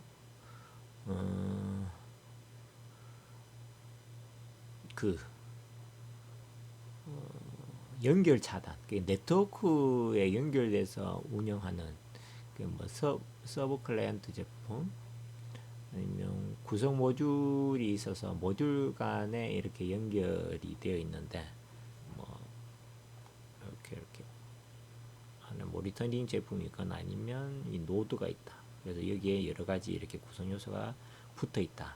요거를 끊어버리면 네트워크 끊어버리면 얘가 그냥 얘 하나 끊었다고 해서 얘가 멈추면 안 되지 않습니까? 그래서 그걸 경우에 얘가 죽었네? 얘를 다시 계속 시도를 한다든지 그랬다가 다시 붙어서 그러면 다시 이렇게 값을 불러오고 아니면 뭐 하나가 죽어서 그러면 재부팅 시켜야지 재부팅 할 수 있는 그런 기능들 고장 회피 기능 그것도 해당되고요. 그리고 디도스 공격이나 뭐 그런 것도 회피하죠. 공격하면 디도스 공격으로부터 회피할 수 있는 그런 제품 보안 제품인 경우에 그런 게 많죠. 그것도 여기에 속한다라고 보시면 됩니다. 그리고 이 운영 시스템에 부하를 줘서 이제 일부러 고장을 유도하는 경우도 있습니다. 부하 주는 도구들이 있습니다. CPU 부하주는 도구 헤비로드라고 하나요? 그 CPU 부하를 주거나 메모리를 부하를 주거나 아니면 하드 디스크를 꽉 차게 해가지고 고장 일부러 그런 환경을 만들고 실제로 그거를 회피를 하는지를 알아보는 거죠. 그렇게 테스트하는 경우가 많습니다. 이 기능은 우리 고장 회피 기능이 없습니다 라고 하면 테스트하지 않는다라고 생각하면 되고요. 그 대신 필수 제품이 있습니다. 이 고장 회피 기능을 필수적으로 갖춰야 하는 제품이 있습니다. 어떤 제품이냐? 보안 제품, 아까 디도스 공격 같은 그 정보보호 보안 제품일 경우에는 이 고장 회피 기능이 필수로 기능을 구현되어 있어야 됩니다. 이 기능을 제공해야 됩니다. 그리고 자동차, 철도, 원자력, 국방, 금융, 이렇게 사람 생명하고 그리고 돈하고 연계된 재산 같은, 그리고 안전하고 안전 쪽 제품, 철도 같은 경우 자동차 이런 제품들, 이런 제품의 고장 회피 기능은 필수 사항이다 라고 생각하시면 됩니다. 자, 계속 신뢰성 이쪽은 복구 기능입니다. 자체 복구 기능을 지원하는 경우, 이것도 경우죠. 필수사항이 아니다. 이 기능 제공하지 않는 제품 경우에 테스트를 하지 않고 이 기능이 있다 라고 하면 테스트한다. 이것 때문에 이거 기능을 구현 안 하셔도 된다. 근데 필수적으로 이 기능도 자체 복구 기능을 해야 되는 기능, 그 제품일 경우에는 이거는 필수사항을 해야 되겠죠. 그렇지 않은 제품은 이 기능을 제공하지 않아도 된다.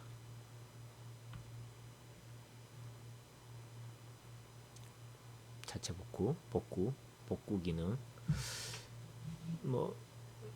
그리고 여기 데이터를 주기적으로 백업하는 기능도 마찬가지고요. 기능을 제공한다면, 이 기능이 제공한다면 테스트를 하는 거고, 시험을 하는 거고, 평가를 하는 거고, 이 기능을 제공하지 않는다면 말 그대로 데이터 백업 기능이 없다. 그런 제품이, 우리 제품에 이런 기능이 없다 라고 하면 테스트를 하지 않는다 라고 보시면 되겠습니다.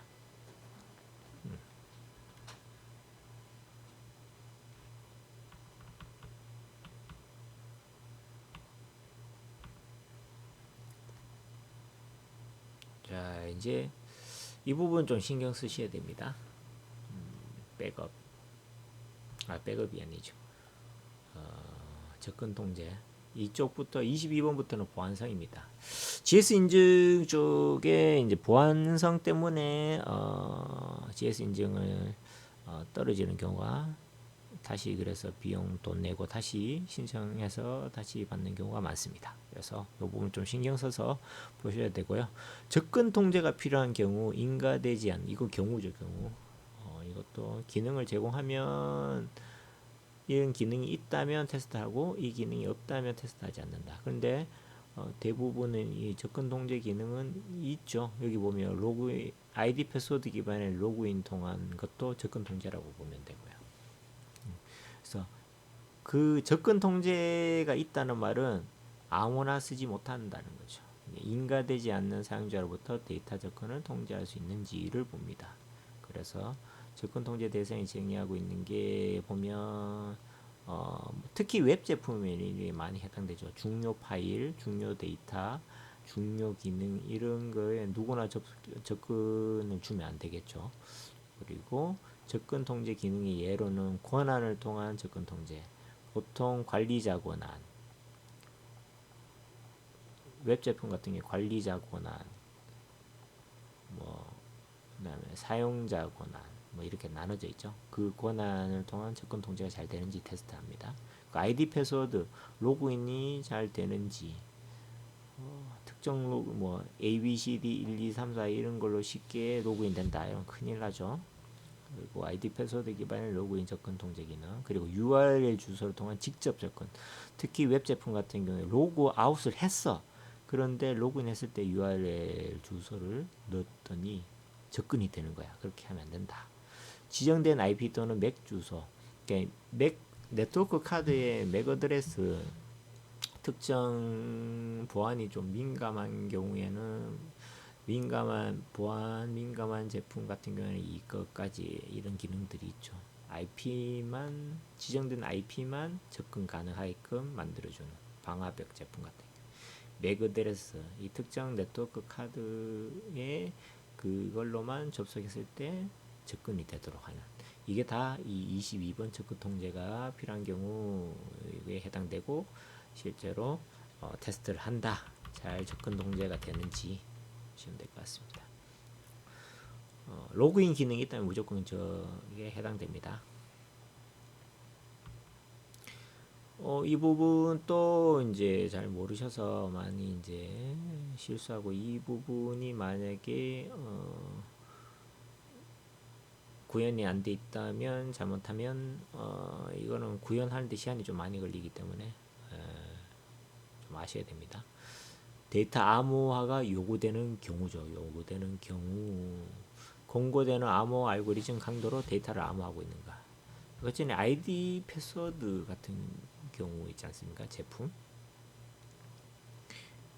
웹 제품 같은 게 아이디 패스워드 있는데 패스워드는 단방향 암호 알고리즘을 이제 쓰셔야 되는데 일방향 암호 알고리즘 SHA-256 이상.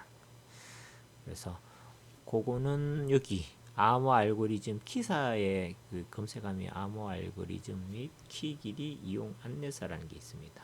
이렇게 구글에 검색하시면 나오고요.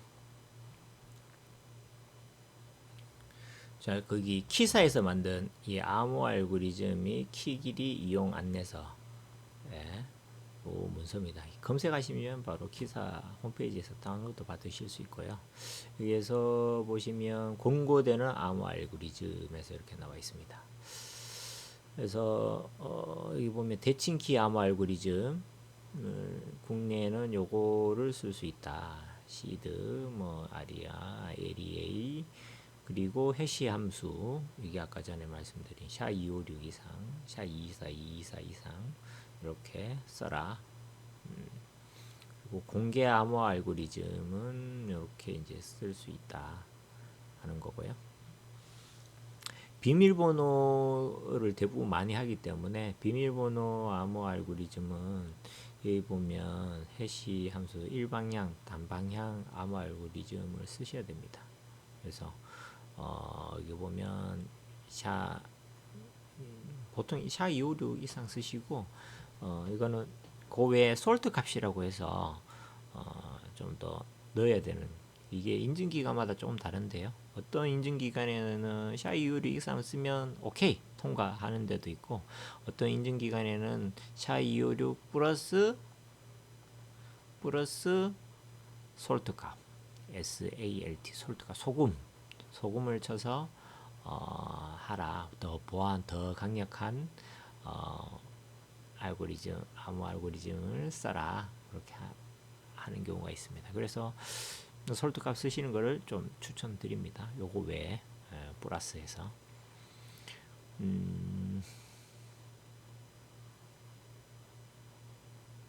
대칭키 암호 알고리즘 해시 함수 이거는 참고하시면 될 것 같습니다. 그리고 여기 보면 키 길이 선택 하여튼 256 이상을 하는 거를 좀 추천드립니다.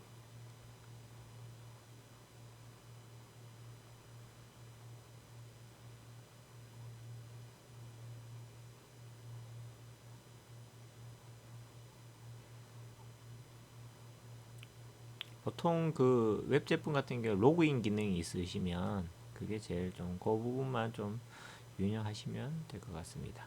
SHA-256 이상 솔트 값 추가해서 패스워드를 DB에 저장해야 된다. 고 하면 되고요. 그 외에 뭐 우리 제품이 여러 가지 알고리즘을 쓴다라고 하면 아까 전에 그 문서 내에 있는 안전한 암호 알고리즘을 사용하시라라고 권장드립니다. 그리고 24번 데이터 무결성을 보장해야 하는 경우 이것도 경우죠.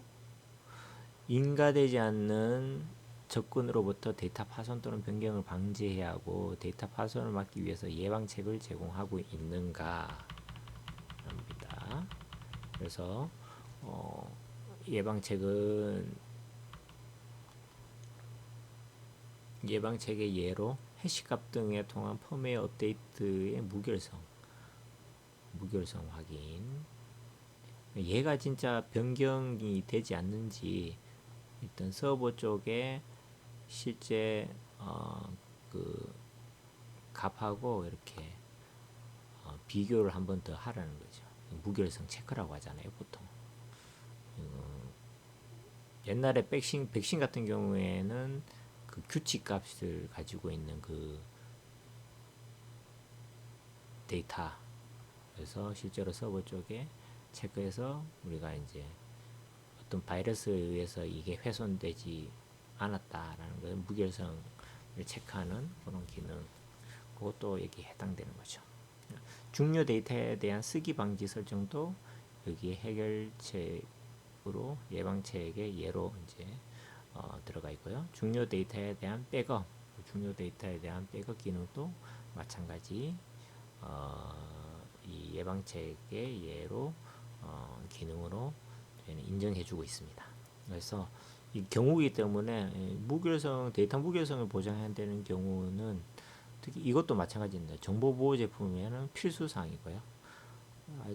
말씀드렸다시피 뭐 사람 생명에 영향을 미치는 안전, 자동차, 국방, 금융, 그리고 의료, 그리고 철도, 선박, 항공 이런 쪽 사람 생명, 금융, 안전 뭐 이런 쪽의 제품은 필수 사항이다 라고 보시면 됩니다.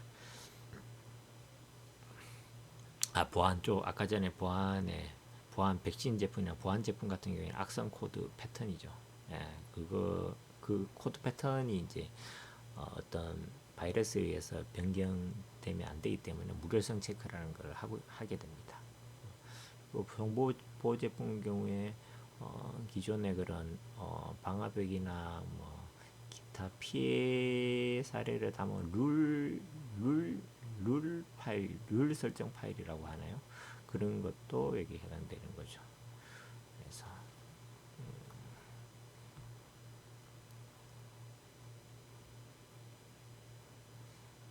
만약에 이제 비인가된 접근에 의해서 데이터가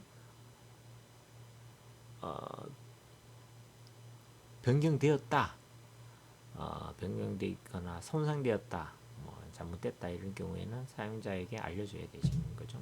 메시지로 알려주든지 메일로 알려드리든지 아니면 로그로 저장하든지 다양한 방법으로 사용자에게 알려줄 수 있는 거죠. 그런 기능까지 제공을 해야 된다.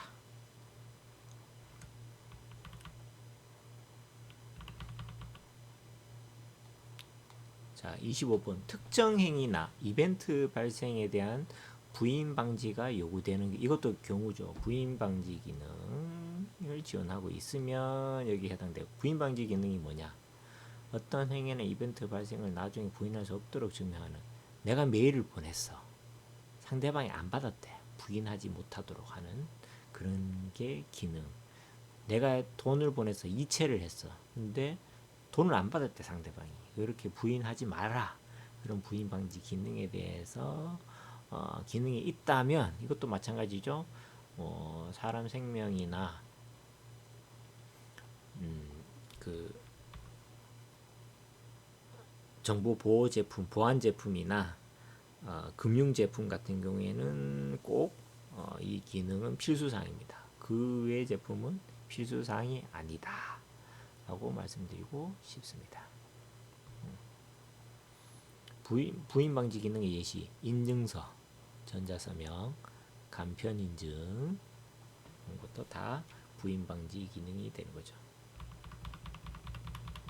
요즘 패스 앱 같은 거, 뱅킹 앱 이런 거 다 부인 방지 기능에 다 가지고 있죠.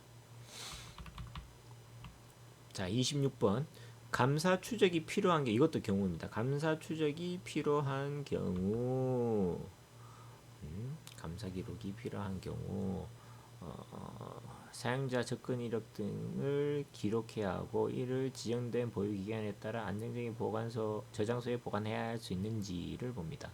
이 원은 평가 항목은 감사 추적이 필요한 경우는 이런 경우인데 관련 기능 접근 이력, 주요 정보 접근 이력 등을 기록하고 이를 보유 기간에 따라 안정적인 저장소에 보관하는지를 확인. 예를 보면 편합니다. 제품에서 로그인 기능이 있는 경우, 권한 설정 등과 같은 인증, 인가 관련 기능을 제공하는 경우, 제품에서 주요 정보를 다루는 경우, 정보보호 제품은 필수다. 감사 기록 정보에 의해 발생 시간, 주체, 접근 내역, 접근 결과, 성공 실패, 삭제 등을 감사 기록으로 남겨야 된다. 이 말 로그인 기능이 있으면 이 감사 추적에 해당되기 때문에 요거를 제공해야 됩니다.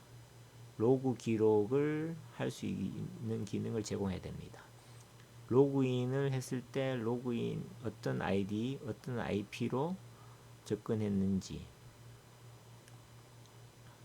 그리고 여기 성공했는지 실패했는지 그것도, 그리고 회원 정보 같은 게 중요 정보죠. 중요 정보. 회원 정보에서 변경을 했거나 그런 것도 변경이나 삭제에 대해서도 감사 기록으로 남겨야 된다라는 말입니다. 자, 여기서 남길 때 로그로 남길 수도 있고 뭐 DB에 저장할 수도 있고, 보통 또 그 외에도 가능한 게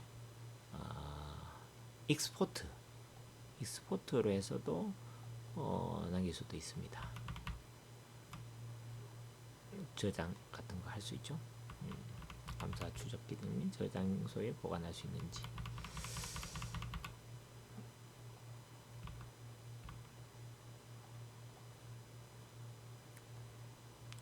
저장소에 보관까지 했고요.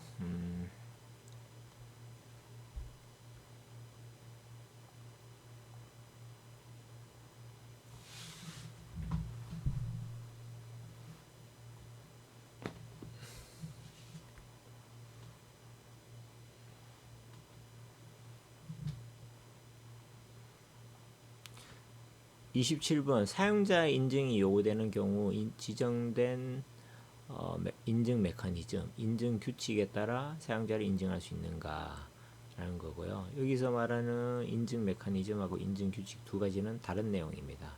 먼저 인증 메커니즘은 아까 전에 인증 방법에 대한 부분이고요. 로그인 기능 같은 경우에 아이디 패스워드 같은 게 인증 방법입니다. 아이디 패스워드를 사용한다. 인증 메커니즘의 한계가 될 수 있고요. 그리고 그 외에 우리 제품은 IP 주소, 특정 IP 주소로만 이 제품에 접근해서 사용할 수 있어. 그것도 하나의 인증 방법, 인증 메커니즘에 속하고요. 앱 제품 같은 경우에 패턴을 통해서 우리는 사용한다. 인증 방법을 사용한다. 요즘은 눈, 홍채 이런 것도 되고요. 정맥 그리고 얼굴 인증 요즘 많이 쓰죠. 그것도 하나의 인증 방법입니다. 그 외에 다양하게 맥 어드레스 이런 것도 다 여기에 인증 방법이고, 실제로 그 인증 방법을 잘 동작하는지를 이 부분에서 체크를 합니다. 요 인증 규칙은 어떤 거냐면 전에 아이디 패스워드 부분, 그 부분의 인증 규칙을 좀 많이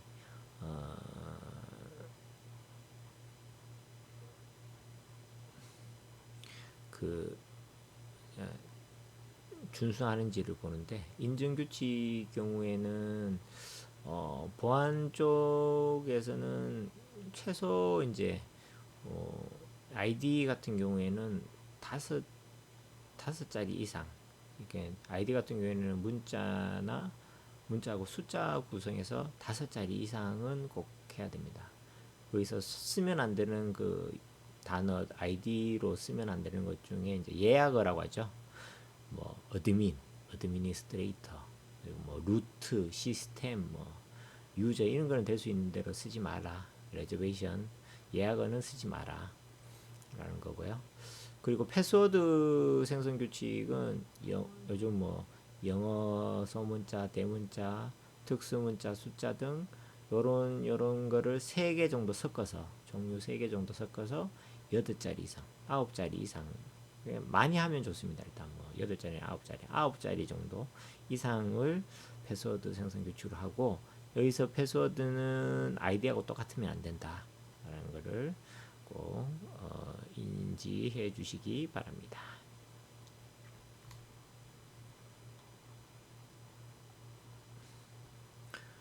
그리고 이 28번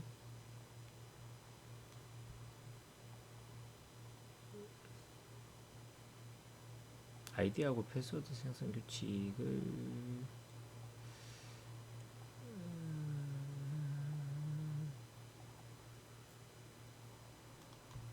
이 키사 쪽에 자료 중에 있는 게 있습니다. 패스워드 선택 및 이용 안내사라는 이것도 검색하시면 키사에서 다운로드 받으실 수 있습니다. 안전한 패스워드 구현할 때 여기서는 8자리 이상인데 이것도 좀 인증 기간마다 조금씩은 다른데 어떤 데는 9자리 어떤 데는 뭐 8자리인데 2종류 이상 어떤 기간 인증 기간은 9자리 이상이고 3종류의 이상 뭐 이렇게 하는 경우도 있고요. 높을수록 이제 좋은 거니까 뭐 3개 정도 이렇게 9자리 이상으로 하면 뭐 모든 인증 기관에서 통과하지 않을까. 그리고 뭐 그냥 10자리 이상 길이로 구성된 문자열도 괜찮다. 이 가이드에서는 이렇게 되어 있긴 합니다. 패스워드 안전성 체크리스트 쪽에 특정 패턴을 갖는 패스워드를 쓰지 마라. AABB 뭐 이런 1, 2, 3, 1, 2, 3 이런 식으로 QWER 이렇게 연속으로 위치한 문자들 집합 이런 걸 쓰지 마라. 그리고 숫자가 제일 앞에는 뒤에 오는 구성의 패스워드도 쓰지 마라 라는 거고요. 그리고 가족 이름, 생일, 주소, 휴대폰, 전화번호 등을 포함하는 패스워드도 쓰지 마라. 쓰면 안 되게끔 막을 수 있는 거죠. 막을 수 있으면 이런 길은 다 막으셔야 됩니다. 이용자 아이디 패스워드, 아이디하고 똑같이 쓰지 마라. 그리고 이렇게 만약 아이디가 KD 홍 잘 보이시나요? KD의 홍인데 패스워드를 KD 홍 1, 2 했다. 이렇게 해서 쓰지 말라라는 겁니다. 한글, 영어를 포함한 사전적 단어로 구성된 패스워드도 쓰지 마라. 이런 거를 다 패턴으로 다 걸러주는 그런 기능을 좀 넣으면 좋겠죠. 특정 이름, 뭐 단어 포함하는 패스워드도 좀 막아주는 경우도 좋고, 숫자, 영문자, 비슷한 문자로 치환하는 형태의 포함한 구성의 패스워드 이런 것도 조심해라 라는 겁니다. 이거는 참고하시면 될 것 같습니다. 이런 식으로 패스워드 예측이 어려운 거. 네. 이 정도 됐고,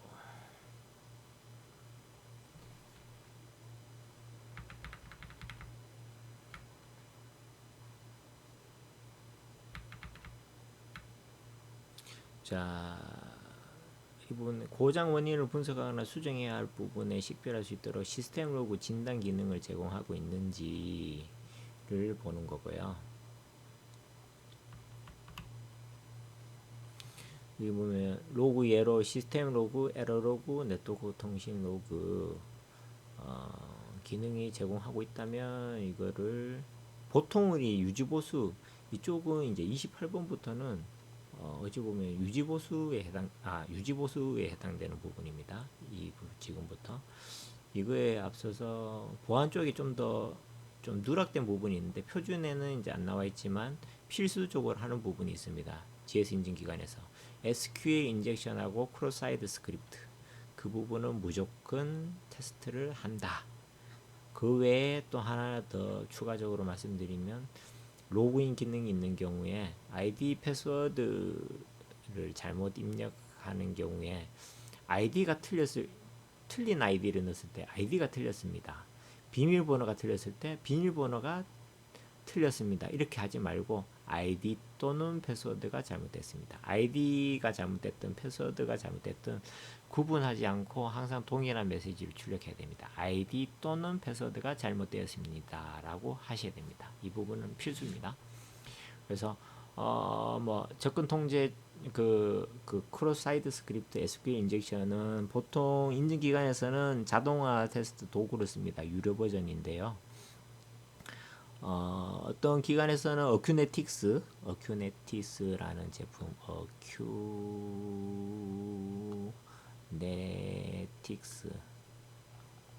어큐네틱스라는 웹 취약점 점검 도구 유료 버전 쓰고, 어떤 데는 넷스파클러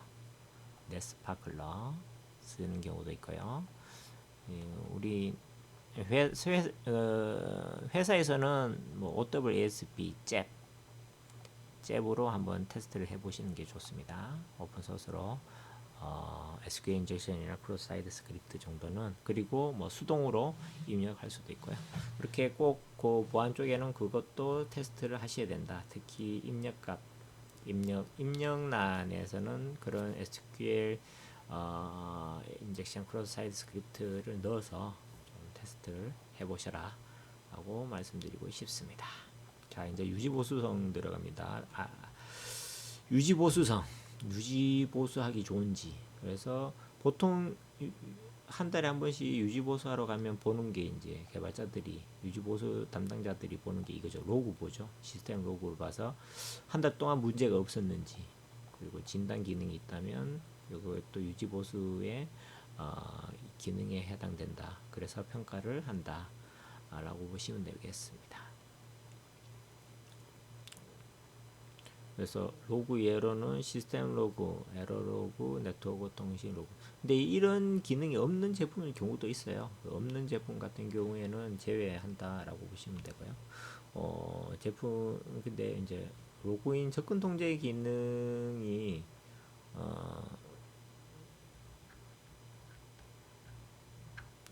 있는 경우에, 아까 전에 접근 통제에 대한 로그, 감사 기록 로그는 여기서는 해당되지 않는다라고 보시면 되고요. 여기서는 이 로그에 해당되는, 이거에 대한 해당되는 부분은 시스템 로그, 에러 로그, 네트워크가 뭐 끊어졌을 때 알려주는 네트워크 통신 에러, 이런 것들이 다 이쪽에 해당됩니다. 그래서 문제가 발생했을 때 유지 보수한다는 개념이, 문제가 발생했을 때 빨리 처리해 주는데 그거를 로그로 이제 남기라는 거고요. 유지 보수하기 편하게끔.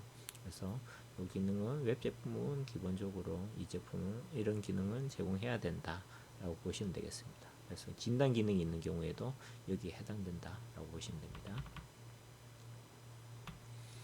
자, 효율적이고 정확하게 소프트웨어를 수정 및 변경할 수 있는가, 이 부분이고요. 이 부분은 평가, 이제 시험할 때 GS 인증 시험 기간 동안 결함이 발생한다고 하지 않습니까? 결함이 이제 총 4단계 말씀드렸죠. 크리티컬, 하이, 미디엄, 로우 4단계인데, 요거를 결함을 해결하는 시간까지 결함을 딱 던져줘요. 우리가 한 일주일, 2주 동안 테스트를 다 완료한 다음에 결함 보고서를 딱 던져줍니다.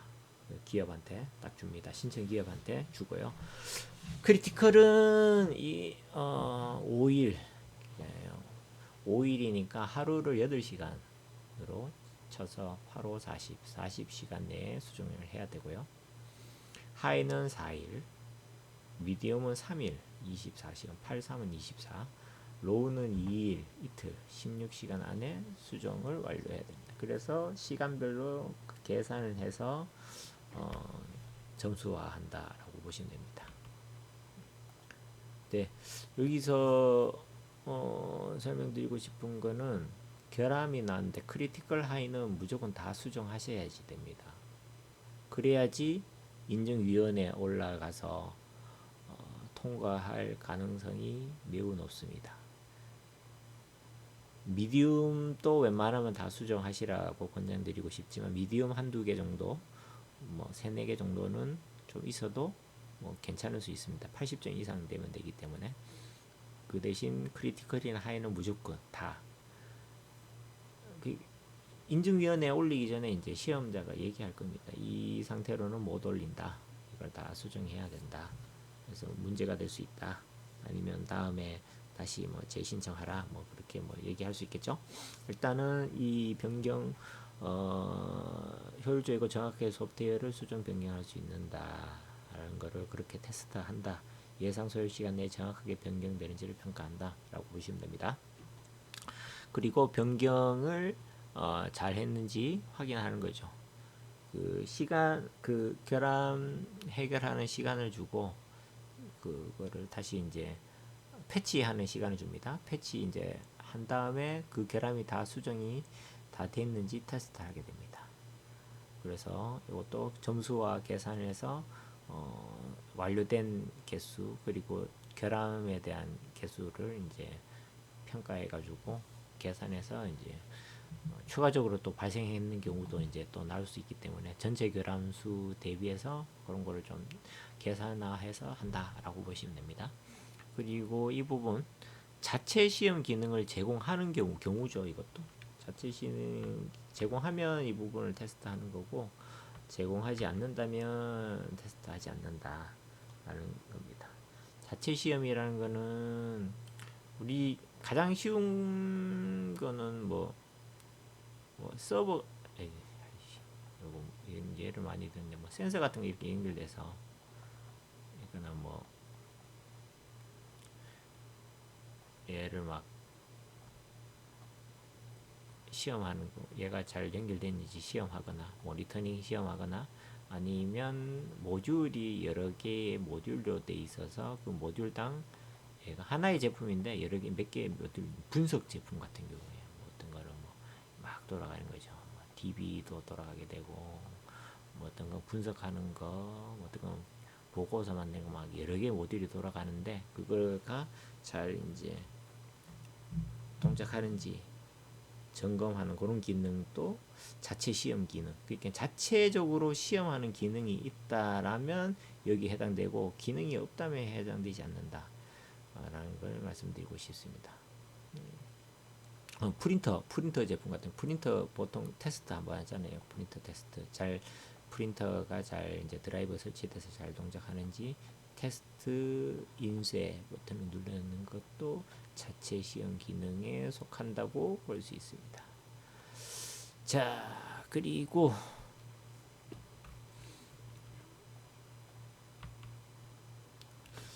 그런 경우 있습니다. 그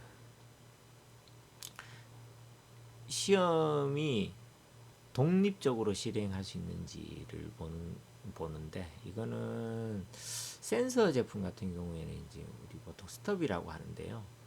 그 일반 하드웨어적인 그 실제 물리 하드웨어 센서 값을 이렇게 불러오는 거죠. 이렇게 센서가 이렇게 있어서 불러오는데 이 센서가 뭐 고가거나 아니면 뭐 이거를 뭐 엄청 무거운 거라서 이거는 뭐 들고 올 수가 없다. 시험할 때 이거 활용할 수 없다. 테스트할 때 테스트용으로 간단한 프로그램을 만들어서 접속해가지고 이렇게 던져주는 거. 값을 이렇게 프로그래밍으로 그런 제품 그런 거일 경우에 그런 제품이 만약에 자체 시험 기능 그 스톱이 필요한 경우라면 이 점수를 이제 이 독립적으로 시행하는 부분에서는 점수를 못 받고 그 대신 이제 그런 별도의 소프트웨어 이제 시험할 수 있는 별도의 스톱 같은 게 없다라면 이제 괜찮은 거죠. 그렇게 이제 이거를 좀 테스트한다라고 보시면 됩니다.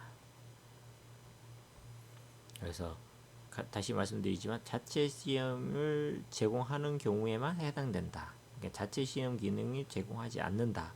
우리 제품은 자체 시험하는 기능이 없다 하면 이거는 평가하지 않는다라고 보시면 됩니다. 필수사항이 아니다. 마지막입니다. 이제 이식성이고요.